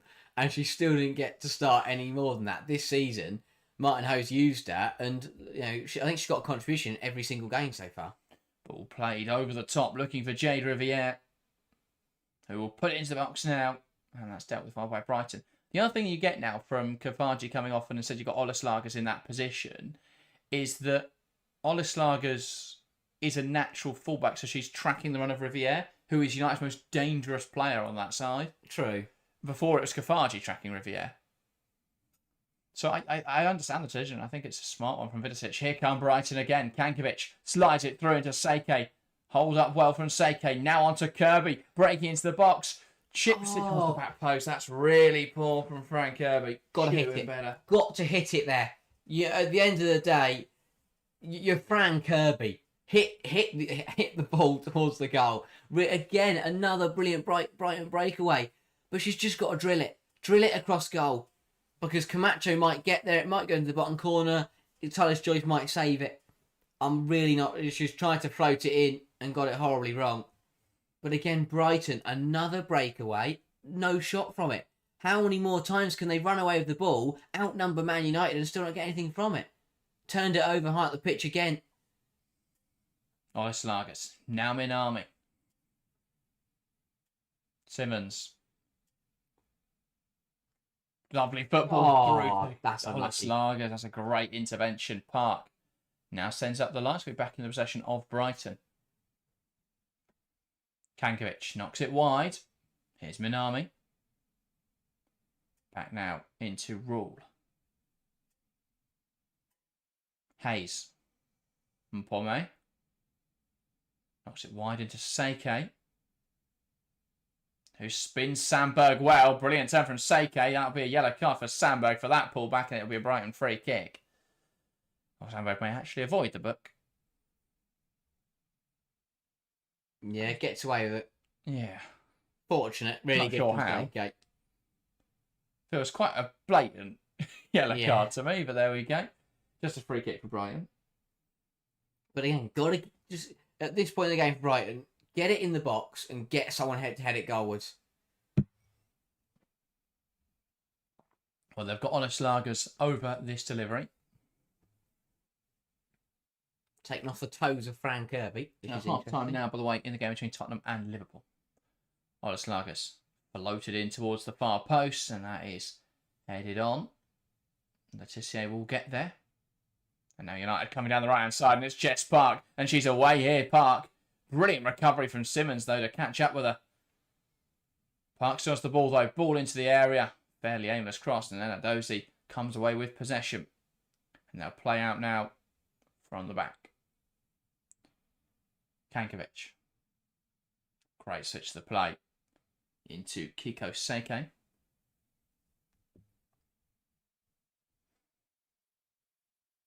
Hayes.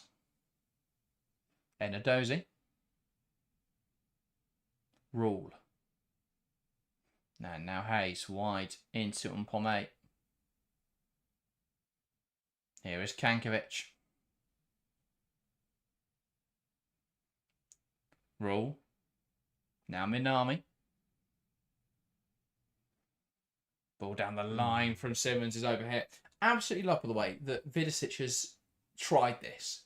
Because to change fundamentally how you're building up from the back midway through this game, a game where they haven't been that poor, I think that takes such bravery, but also such trust, I think, in the players to understand it and to implement it in the right way. Yeah.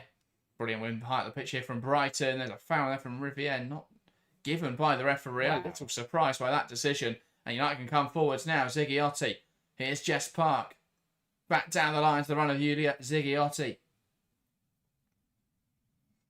Back to Park. Pass inside now to Miyazawa. Riviere. Ziggiotti Oma. Ball in towards the box. And, well, that was almost a bit of a mess for Chiamaka Enadozi. Yeah. She has dealt with that okay. And she's feeling the discomfort there after crashing into the post. Tell you what, that would have been another controversial one if Man United had scored from that, because Carlo Camacho had her legs taken out from underneath her by Jade Riviere at the other end, and the referee looked the other way. And Daisy, though, seeing it wide while ending up in the back of her own net. But I think United are not out of the woods yet. Absolutely not. Brighton are very much still in this game. And I think that will concern Mark Skinner, because he will want to get this game to bed. Oh, and Doty might do it for him. Riviere. Now to Park. Space for the cross from Jess Park. Clips into the box. Good claim from Enadozi. Let off. Massive let off, because the pass was horrendous. Dilly-dallied on it, and then once Turner put her under pressure, nearly passed it to two different Man United players. Got away with one there. Probably would have worked out better for them if it had hit Park, because there's no way she was going to do anything with the ball. Riviere. Sorry, Ballard. Now it's with Miyazawa. I think Brighton are in this game, but they've got to be aware that all it takes is one slip up. Try from Myla Tissier. Just straight through that Brighton team, breaks into the penalty area and wins the side of corner. Brilliant. The former Seagull drives through the heart of the Brighton team. Literally from the halfway line, from before the halfway line, sorry. Picks up the ball and just carries it forwards. Brilliant from Letitia. Yeah. Gets United a corner out of it as well. Really good. Superb drive. Really good play. But my, oh my, Brighton. How you let that happen? How has nobody come across and just smashed into her? I'm not saying you should take players out, but if you watch the opposition centre half run from her own half and she gets anywhere near your penalty area, that's not good enough. Speaking of not being good enough, that corner was really poor from United. Was that Ziggiotti again? Yeah, drove straight at Frank Kirby at the front Surely they've got post. to change either the taker or how she's trying to take it, because that is the third or fourth corner now that United have had that has just been awful. And they've all led to Brighton countering and looking dangerous, apart from this one, where they countered and didn't look dangerous. Enadozie. God. Brighton are really flirting with danger at the moment. Now Minami. Olaslagers. Back to Mweka Minami. And now Enadozie. Now it's the right-hand side.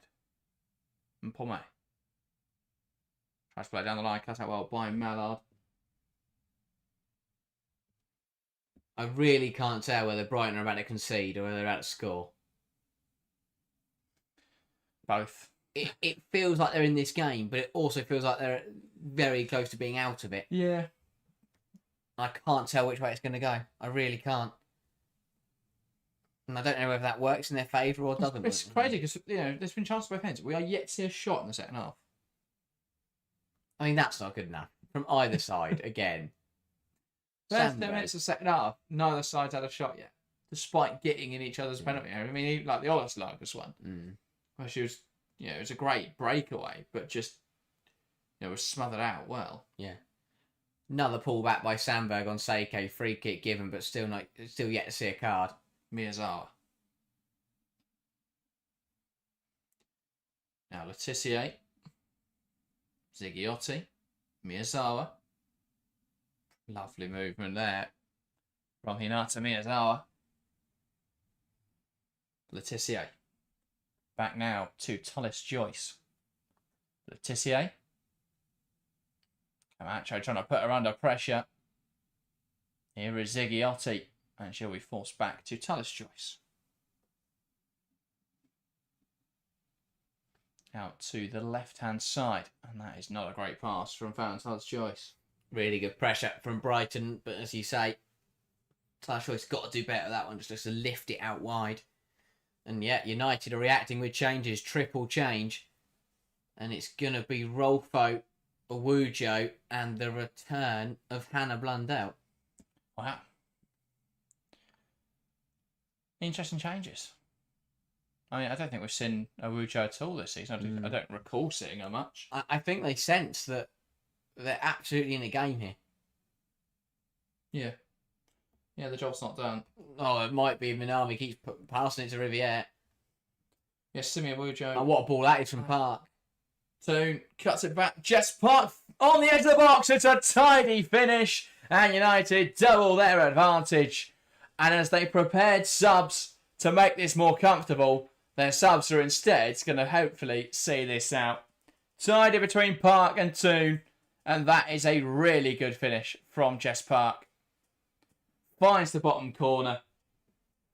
It's again, I spoke about this so much this season. I did a video on Jess Park a few weeks ago. If you haven't watched it, go and check it out after this stream. But it's the way that she is able to just generate so much power on a shot that feels so effortless for Park. Yeah, superb. All round. Great hold up from Toon. So nice. Yeah. Such a good finish. But it's the way that she creates her own goal as well. The through ball to Toon was absolutely phenomenal. Toon lays it back to her and Park finishes it off. Brilliant football from Man United. Well, she doesn't give up on it. She plays that pass, and then rather than sitting back and admiring it, she goes and makes that run. She gets into the right area in that pocket of space, receives the pass well, and first time is able just to arrow it really into that bottom corner. Triple change now for Manchester United then. And that'll be Fridolina Rolfo on to the left-hand side. We are trying to find Blundell, which is hiding behind Olaslagers on the camera. And Awujo as well. So that's Toon, Riviere and Mallard off of Blundell, Awujo and Rolfo. Perfect time to score for United because now they've got the chance to rest. Brighton, you got to say it, box defending really poor again. And Minami passes it gives it away to Riviere. Again, not good enough. I don't like to put individual blame on players, but for me, she's now at fault for both goals. And that's not good enough at this level. And then box defending again. The ball, don't get me wrong, the ball from part of Toon is phenomenal, but how is Toon allowed to run through and then cut it back and no one puts her under any pressure? Yeah. Brighton have played well today, but there's just moments of absolute madness that are letting them down. Sandberg. Pass through the lines. That's a great challenge from Pommet. Let's knock it out of play. Because I get the changes they've made this year have made them more solid defensively, and it has. But if you're solid for 58 minutes and then, a car crash for 2 minutes, it doesn't matter how solid you are. You have to remain consistent. You have to remain at that level, especially against sides like Man United. Nigel says, why do we give her to United? It has to be one of the more lopsided swap deals. I agree at the moment. The optics of it look very one-sided, that United have got a fantastic deal and City haven't really got anything for their money. But I do think Grace Clinton will come good for City. I think the fact that she hasn't really played in her natural position and hasn't really played at all anyway, I think is skewing it somewhat. But I think she will be a good fit once she actually plays in midfield. If she's playing in the role that Miedemar plays, that sort of second striker, attacking midfielder role, I think she'd do brilliantly. She's not a left winger. I think that that's why United got rid of her. She's not a winger, and they didn't need a starting attacking midfielder. Changes now, and you'd assume this would be for Brighton, and it is, and that is Carla Camacho making way. I'm very intrigued to see what they're doing here. Presumably, this is going to be for a youngster, and no, it's Rachel McLaughlin, the right back. I don't know. Kirby up front, McLaughlin to the Seike up front. No, McLaughlin's up front. I'll back it. You know what? Where's Andy McKell? Get her in. She'll love this. Harder. Yeah. Players are strike. I mean, Rachel McLaughlin's up front. Has she ever played up front before? I don't know. Probably not. Maybe. Who knows? Not that I can tell. I really think Brighton are... I don't know what Brighton are. I'll be honest. I have no idea. I think they are a ambitious project with a lot of very talented young players. I think they've got a fantastic manager in Dario Vidosic. He's very tactically inept. Is that the right word? I think that's a positive. He's very... his understanding of tactics is very strong. I think at the moment they are very light on players. I think there's some profiles that don't exactly fit the squad. I think they're just light on attackers is the main thing. I don't think there's been too many problems with how they played today. If they've got the right players in forward areas that create chances and score goals, then they probably would have scored in the first half, and then they don't get bogged down under pressure as much. I think there's a lot of learning going on and off the pitch. The players and Vidosic are both. They're both. You've got quite a lot of young and talented players that are very new to the league and very new to this kind of scene. Vidosic, who, yes, he's in his second season now, but still is a relatively young manager and is still adapting to certain things going on. I just think, as you say, they're an ambitious side and it's really hard to work out where they sit. That's brilliant from Seike, though. And here come United. Seike cuts inside, should score off the far post. Maybe they're just unlucky. How has that not got in? Oh, wow. So I'm back by Brighton as United try and clear it. I think as well, it's worth saying Brighton have had a really tough fixtures to start the season. Yes. Their next run is Liverpool, Leicester, London City. Then they've got Chelsea in there, but then Villa, Everton, London City, West Ham. So no matter they can't score a goal, though. So no, that's true. I mean, that is brilliant from Seike. Wins it off Letitia, is bearing it on a goal, does exactly the right thing. And goes across goal, beats Tallis Joyce, and it clocks off the outside of the post and goes wide. Oh, that is so unlucky. Another goal in the game between Aston Villa and Everton, and it's Aston Villa 2, Everton 1. Kirsty Hansen with a goal, and Georgia Mullet, who scored earlier, with the assist. Oh, it hits the foot of the Don't know how post. Saka didn't. How does that not hit? So unlucky. Where it hits the post, actually hit the post and go in. Yeah. How does it hit the post and go out? But I think the problem for Brighton is today, I think for 40 minutes, they've looked like a top half team. But there's been 20 minutes just across the game, not consecutively, but just across the game, where they've then looked like a side who are towards the lower end of the table. And that's what's got to be fixed. It's not because they're playing like that. I think sometimes it's because, again, it's that running before they can walk kind of thing. They're still making errors playing out the back. I get this is Man United, so it's a bit different. But that's the second goal comes because Minami's just passed it to Riviere. You can't do that at this level. Yeah. And again, and Ndozi's had a couple of wayward passes. It's just, you as I said, for 40 minutes, they've played out like a top team. But there's been other moments in this game where they've made errors and United have punished them. Park. Blundell. Good pressure from Ola Slagers. And I think United have... The reason I spoke about United is because for me, they've done what they've done all season. They've remained at a constant level, and then their opposition have just dipped and thingied. Thingy, that's not a descriptive term. But they've got better and worse as the game's gone on. Whereas United just remain at a constant level. United are consistent. Yeah. Yeah. And what it means is that if a side play better than them, they will lose, and if a side play worse than them, they will win. I think we've seen from the subs made. I mean, Brighton have brought on a centre back and a right back to replace their left winger and striker. They don't have the depth to keep competing in games for long enough, especially with how the intensity with which Vidicic wants his sides to play. Yeah. You need to have 3 attackers that are going to come on around 60 minutes because you need to keep that intensity. Now, Rachel McLaughlin's up front. And it's also things like what I've just seen there, where they're putting the pressure on United, they're attacking, the ball's going out for a throw, and then they've committed a foul throw. And that's just taken all the pressure off United. Because suddenly it's turned over and United can now play out again. Saka has gone up front, by the way, and McLaughlin's gone to the right wing, which I think makes more sense. Yeah. Thanks. I'm very glad to see that. I'm annoyed we didn't get to see Rachel McLaughlin run around for 30 minutes up front. But yeah. That second goal was huge for United because it's just killed the game, really. Brighton. I think, I'd agree with some of your thoughts on Brighton. I'm not unduly worried about them. I think that as the season progresses, you'd imagine in January they'll bring in some attackers. They've got to, really. Oh, they can't score a goal. But is there any surprise when you've got Carlo Camacho, who's played very little senior football? You've got Kafaji, who we know isn't high in terms of output, or has never produced high output in this league. Has Villamala got injured or something? Bruna Villamala doesn't play for Brighton. Does she not? No, she was on loan last season. I don't think that was last season. I thought she got loaned in this season. I swear she got loaned in this season. Never mind. I don't think so. I'll have a look. They're coming forward now. That's brilliant football. Kirby. Can she score? Yes, it does. And Brighton have a route back in this game. It's Brighton 1, United 2. 20 minutes to play, and Frank Kirby slots it home.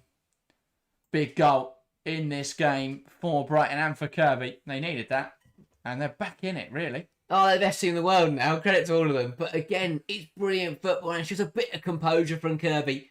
And it's the first chance they've really had from Frank Kirby. Really good.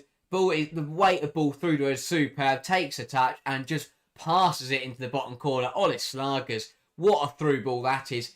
Kirby takes a touch, sets herself, takes her time, and just finds the bottom corner. Really good from Frank Kirby. Much better from Brighton in the final third. They have needed that today because we've not seen that. They've been wasteful, but Kirby finds a route back into the game, and suddenly United have got work to do again. Game on here. So as Brighton find one back, Tottenham take the lead. It's Tottenham 2, Liverpool 1. Beth England with that goal. Thank you, Benjamin Cook, for keeping us updated as well in the live chat. And Rise amongst the stream says, super Fran. Indeed. If we weren't on the stream right now, I'd be singing that. That's what we did. I remember doing that at Wembley for. I love we it. got subbed on for England. Everyone around us, because Wembley, you don't tend to hear singing at Wembley. Everyone just looked at us like we're mental. Here comes Rolfo. Can she get a shot away? She does, and it's wide of the mark. Takes a deflection. Not sure how on earth the referee has given a goal kick. Oh dear. It has not been. There's not been any major decisions wrong today from the officials, No. but so many small decisions have just been like mind-bogglingly wrong. Yeah, it is my main problem at the moment. It's not, as you say, the big decisions have been perfect. You know, we haven't seen any massive penalty shouts or red card tackles or anything like that. But I mean, Riviere took Camacho's legs out from underneath her in the first half, and we all just got on with it. And there, I mean, that has taken a massive deflection off Minami and gone past the post, and we've all just gone goal kick. There's also no conceivable way that ball could have moved that direction without having taken a deflection. But yeah, Brighton are in this, but they've got to be clinical. I think it'll be a massive kick in the teeth for United because, as I said, Brighton are what's Brighton's XG? Just out of curiosity, because they've come forward a lot. They haven't done anything with it. It is 0.69. Yeah. Even that Kirby goal was just 0.14, and she turned it into a 0.72. Every time I look back at the second goal, I mean, don't get me wrong, the bit after the Park combination is brilliant, but I just don't understand what Minami's trying to do there. Trying to pass it down the line through Jade Riviere. So you're never going to get that pass off. And then, yeah, box defending's too easy. Toon has way too much time and space to make the run, turn, give it back to Park, and Park is all alone on the edge of the area. But Fran Kirby then went up the other end and found the back of the net herself. And that's the thing, if Brighton can get players like her in good... Because that's the thing. You look at the chances today that Seike and Kirby have had. Seike, a moment ago, hit the post, but she kept it calm and hit the target. Well, didn't hit, hit the post. Kirby gets an opportunity, finds the back of the net. If they can get those players in the good positions, they will score goals. They will make things happen. Instead, we've watched like Kankovic and Simmons and Kafaji take the shots, and they've got shots as well from the edge of the area rather than working into better opportunities. Yeah, I think last season Brighton probably overplayed a lot in and around the penalty area, but this season it's been sort of the antithesis where they've underplayed. They just shoot. Yeah, Miyazaki. But I think they've had a bit of a shift in style where they've gone from very controlled possession to very much transitional counter-attacking football, which is interesting. A lot of teams this season in the Premier League have done that, but in the WSL what we're seeing more of is teams going towards very possessional football, whereas Brighton leaning into very transitional. I wouldn't be surprised if they start looking at set pieces now as a point of difference. Yeah, that's the one thing I'm waiting for. Is one club to do what Arsenal have in the men's game and just like monopolise set pieces, just become an absolute Megan weapon. Campbell's retired now. That is true. If not, she'd have a WSL move. If I'm Rick Passmore and I'm Leicester, I'd spend all my money in Jane. Don't buy any players. Buy the best set piece coach in the world, and bring him in. And just T-Bow's going to score loads. Leicester's probably the best team for it. Yeah, I don't know if they've got any good throw-in takers. Suits the style, doesn't it? Yeah, Rick Parsless. You just need to build a team of lamps rather than technical footballers. Yeah, because they've got the system now. They just need the players for it. What, Leicester? Yeah, Leicester have got physical footballers. They can make it work. Yeah. And Pomay puts the ball in the area, headed away by Janssen. Kankovic now. Thought she might strike that one. Instead, it's Kirby. And Pomay. McLaughlin, she's on an offside position. That'd be a United free kick. Philly says, nice one goes on for Arsenal. Oh my days, get the confetti cannons out. And Everton have equalised at Villa. Oh, wow. All sorts is happening. Aston Villa 2, Everton 2, and that is Hikaru Kitagar with the goal set up by Martina Fernandez. That is a corner. So Brian Sorensen's implementing There we go. strategy. I can't wait to watch that game back, because if that is another game where Villa have completely outplayed an opposition and still not won, they might win, obviously, but yeah, I don't know what. We've seen some weird results today. Villa haven't taken any shots. 5 shots, and they've scored twice. They've had 2 big chances to score them both, but 1.43 XG from 5 shots. They must have been in the goal for all of them. Well, but yeah, apparently. Everton 10 shots, 0.81 XG. This next 15 minutes is a massive test of Man United, because the Man United of old would slip up from this position. But can this Manchester United side, this title challenging Man United side, make sure they see the result out from here? David asks, does Brighton have cash to splash in January? Well, they have recently, haven't they, in recent seasons? They're owned by Tony Bloom, so they do have money. He's got a bit of money. But, Minami again. It's a terrible pass, and Park picks it off. Got away with it. She goes backwards. I think the problem for Brighton is obviously they're building a stadium right now. So, yeah, true. It's a bit difficult to then justify spending loads on transfers as well, especially in a season where they're not going to get relegated because of West Ham. Here come United. Ziggiotti. Oh my God. That is asking a lot of Hannah Blundell. I have to say, I don't think that's... I was been pretty impressed, pretty pleased with how Minami has played this season. But today, she's been really poor. Yeah, it's been a good season for her, but yeah, as you say, I don't think this has been her finest performance. No. United readying another 2 changes to use all their subs, Gavi, George and Nalsund. Indeed. Park. Now Turland breaking into the box.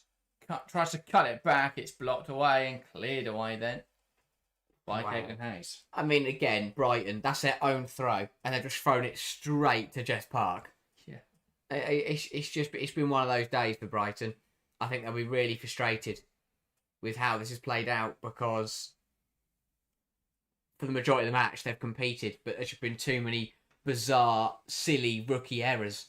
So that is Sandberg off, George on, and Ziggiotti off, Nalsund on. I assume that'll be George to left back, and Blundell will move across to right back. Blundell's already at right back. Come off Riviere. Yes, she is. I wondered what she was doing on this side, but yeah, that is right back, isn't it? Yeah, she Blundell. Is. One by Seike. Drops now for Nalsund. Miyazawa, Letitia. Chips it forwards, headed away well by Minami. And now here come Brighton, lifting out to the right-hand side. Here is McLaughlin. Wants to take on George. Does well now and wants to burst past her down the line. McLaughlin. Running out of room. Does win a side of throw. Yeah, Shash's done well there, to be fair, especially up against a player who's just come on the football pitch. Is going to be fresh and ready to be able to carry out the line. I think we're in for a very competitive and close next 12 minutes. Minami, Hayes through the lines. Drops now in there for Kankovic. And that will be a Brighton free kick. And she's brought down. There's another goal in Aston Villa. Everton. It's Aston Villa 3. Everton 2. Blockbuster. And it is an own goal by Ruby Mace in that game. I genuinely think Everton have been their worst enemy this season. The Tottenham. Their last season's Tottenham, except they can actually score some goals. They just keep going, oh, look, we're doing a really good thing. We're beating Aston Villa, and they shoot themselves in the foot. Own goals and penalties galore. Oh, wow. What a ball that is from Odeslagers. Towards the back post, and Touch Choice does get there. Let's see Aston Villa up to 6th as it stands. Yeah, everyone in the top half winning, creating a bit of a gap. It's exactly what we expect. Exactly what we said in our grading video. Again, go watch that after this if you haven't already. But I'm not unduly worried about Villa's position in the table, because the performance is absolutely. If they win this and they win their game in hand on Liverpool, they'll move on to 12 points. That's only 2 points behind Arsenal, and they'd have a big gap of they have 3 points already back to London City Lionesses. I think they play soon as well, don't they, Villa? Yeah, week after next. So yeah, if they win that, they'll be in a really good position. They do play Manchester United away next weekend, though. Oh, that is a tough test for both sides, actually. Yeah. And I think that, It's a tough month, you know. They've got Brighton here, they've got Villa next week, and they play City the week after that. Oh, Plus, wow. Champions League fixture against PSG and Wolfsburg. Oh, my days. This month could make or break their season. Then it's international break. Then they get to play West Ham. Nice little reward at Yeah, the start of December. fun. Well done. Merry Christmas is 3 points and a big win. Blundell. Awujo. Can she put the ball in the box? Back now to Park. Wants to take on Simmons. Lovely footwork from Jess Park. Back now to Letitia. Wide into Blundell. Puts it in the area. That's headed away. And now no look to break. One back well though by Miyazawa. Janssen. Out to the right hand side. Blundell touched it down to Park, who creates the space for the shot. It's blocked really well though by Minami. And that is back in the hands of Enadozi. Yeah, United playing good stuff. But the scoreline as it is, it's only going to take one chance for Brighton to find the back of the net.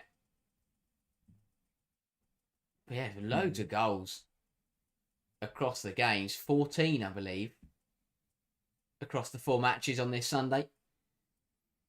I mean, 5 of them coming at Villa Park, 3 in all the other games. And I assume that Arsenal have probably taken their foot off the gas a bit against Leicester in that second half. Yeah, I mean, they've been bringing on players that I think Slags had forgotten they had. So yeah, they're very much just relaxing. Second half, they've not had a shot on target yet. So Kate Hayes coming off, Nadeem Nordam on, and the Brighton rotation will baffle us once again. I'm going to guess that is going to be Mpome to centre back. That will be McLaughlin to right back. And No, Olis Lagers has gone back.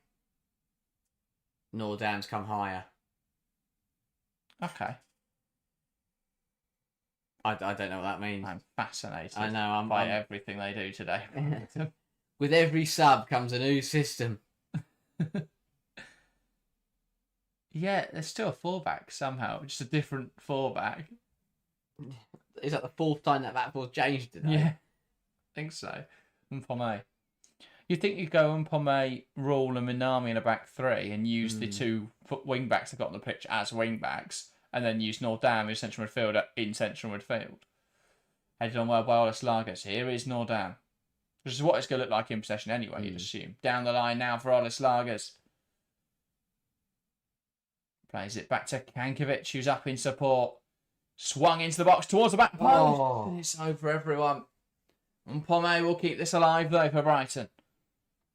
Swung back into the penalty area. That, though, is out for a goal kick. Got to do better with that. But again, Brighton... Leicester have scored. Leicester have scored. Wow. Leicester 1, Arsenal 3. No Mouchon with that goal set up by Emily Van Egmond. I'll tell you what, once Mouchon's fully fit again... Hang on, Arsenal have scored. What? Immediately. What's the score? 4-1? 4-1. 84th minute Mouchon, 85th minute Arsenal. Not sure who yet.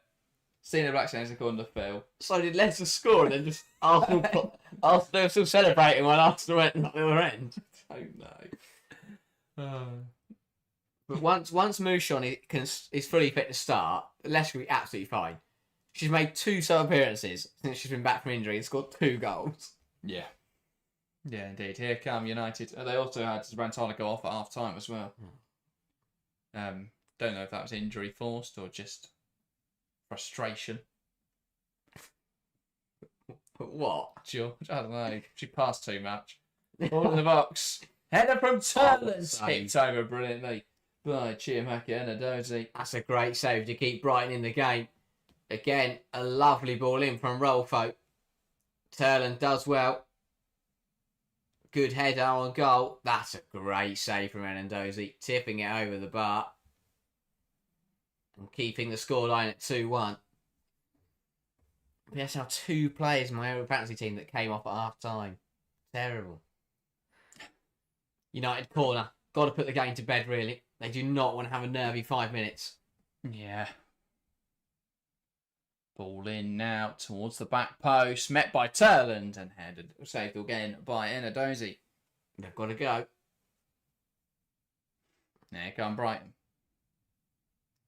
Ola Slagers back to Minami. Hayes. Hayes has gone off. I've lost track at this point of who's actually playing for Brighton. Umpome. Now Kirby. So lifted in behind, looking for Nordam. And it will find her in the box. Needs support though. On to Umpome, who's bursting into the penalty area. That wasn't the right decision. Not sure what else she could have done. They had no other support, and that's out for United throw. That's really not the right decision at all. You've got 2 players running with Umpome. She was never going to get to that ball there. Nordam just need to hold on to it. She did the hard bit, and then just got the pass, got the decision all wrong. And well, Gabby George is taking her sweet time about this. Still no yellow cards in this game. Feels annoyed. Katie Regent subbed on for Arsenal. That keeps Toko Koga on his bench. Not great. See, that's why I started Koga. I also started Reed. I was hoping she would get subbed out for Kendall. But alas. Hang on, Phil. You benched Koga against Liverpool. Outrageous. I know Liverpool have now scored. Line, Phil. I'm playing 5 defenders. Reed, Hines and McCabe. That'd be brilliant as well, because McCabe got subbed off on 58. I think Hines is the only Arsenal defender with a clean sheet. That's brilliant. Because McCabe got subbed off on 59. And then Hines came off in that gap after getting the clean sheet, and then the other defenders have all conceded now. So yeah, get Taylor Hines in your aerial fantasy teams. Hopefully she plays against Chelsea. Turland, great hold up. Back well. Now here come Brighton.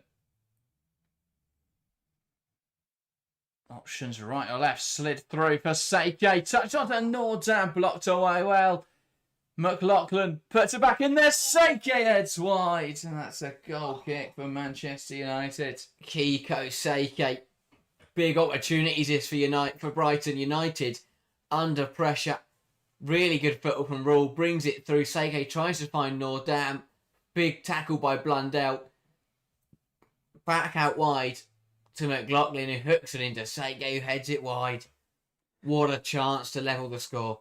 Yeah. Now Phil says it's Reed, Janssen, Koga, Pacheco. No. See, Phil, you've put an Everton defender on there. You deserve to have Koga's goal on the bench. But it's been a bit of a... like City and Chelsea, the only 2 sides who kept a clean sheet this week. Yeah. Everyone else it's been an insane Sunday for goals. There's some loads. Yeah, you need goal scoring defenders. It's the opposite of like the Kitagawa. Premier League. Well, yeah, or Toko Koga. Oh, what is Minami doing? She's not a good game. Oh my days! Just keeps getting the ball away, and she doesn't want any of her jewels either. I don't think, especially ground jewels. She's getting bullied off the ball. 2 minutes left of normal time. You're sort of chasing the game and you're fanning around with it on the edge of your own area. Just deal with it. Get the ball up the pitch. Yeah. Put your opposition under pressure. Ball down the right hand side. It's Park. Chops in. She has been watching Carnreid. Cuts it back for Nalsoon, and that is the cherry on the icing on the cake. United find a third. It's Brighton 1, United 3, and that will seal all 3 points as Red Devils head home from Brighton. Brilliant finish from Nalsoon. Tidy again from Jess Park, who chopped in well, lays it off, and Nalsoon caps off the move. Brighton 1, United 3. Really good strike from Lisa Nalsoon. And that will be game, set, match. Again, Park the architect. Superb play. Cuts back inside. Lays it into the path of the on-rushing defensive midfielder. And it's a really good strike. Again, bit of composure. Just drills it into the bottom corner. And Dozie will be frustrated. But Brighton, a moment ago, had a glorious chance to level the game, will now definitely be taking nothing from the match. I nailed the prediction, by the way. You did, unless someone scores in added time. No, they won't. I've nailed it. Did get the goal scorers. That's big for United. Yeah, of course. Couldn't afford to drop points, keeping the pressure on City and Chelsea. I'm back here by Blundell. She's bursting down the wing now into Park. Miyazawa can't quite feed that ball through. One back here by Narsoon.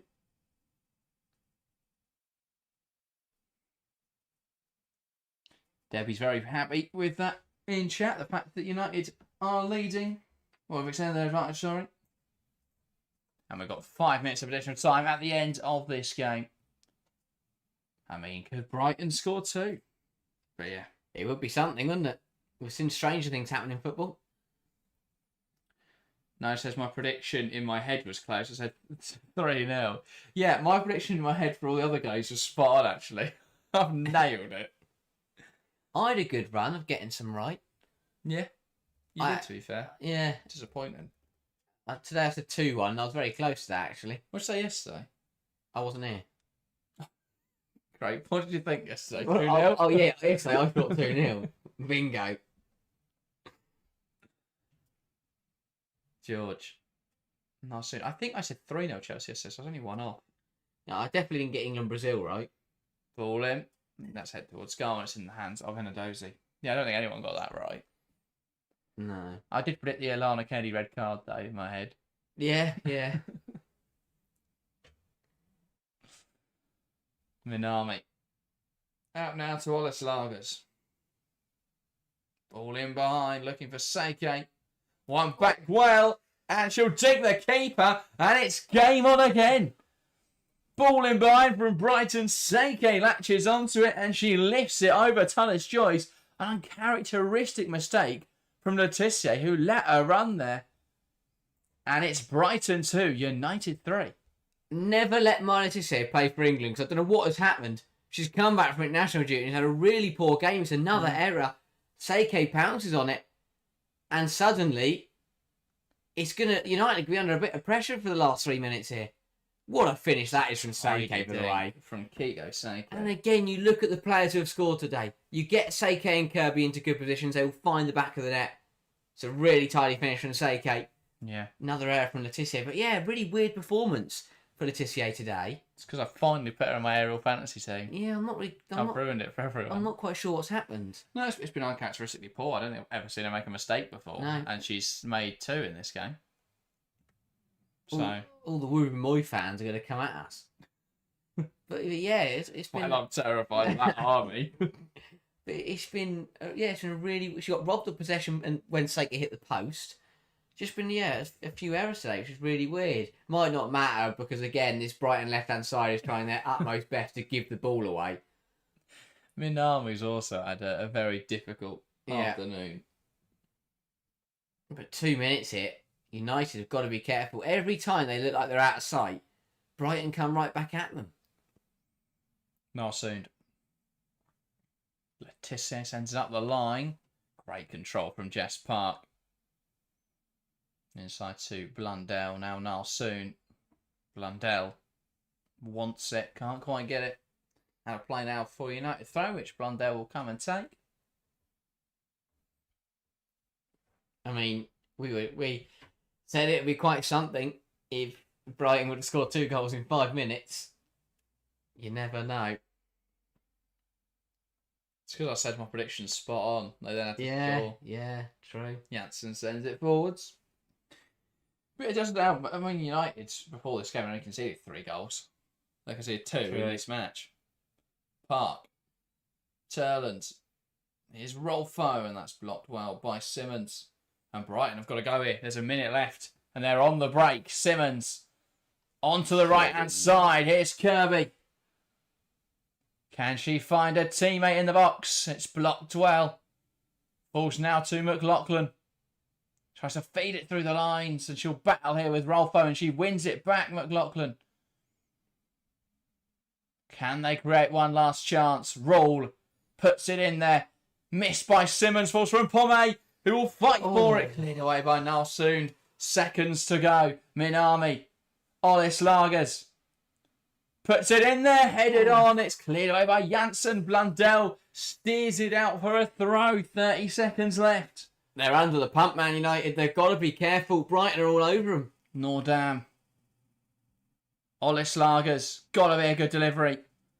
Chops in. Crosses it in, and it's straight into the gloves of Tullis Joyce. And that will likely be that. Gotta be a better delivery. United will survive a late scare here from Brighton. Cleared away. Minami heads it back towards our own goal. And Edozie does claim it.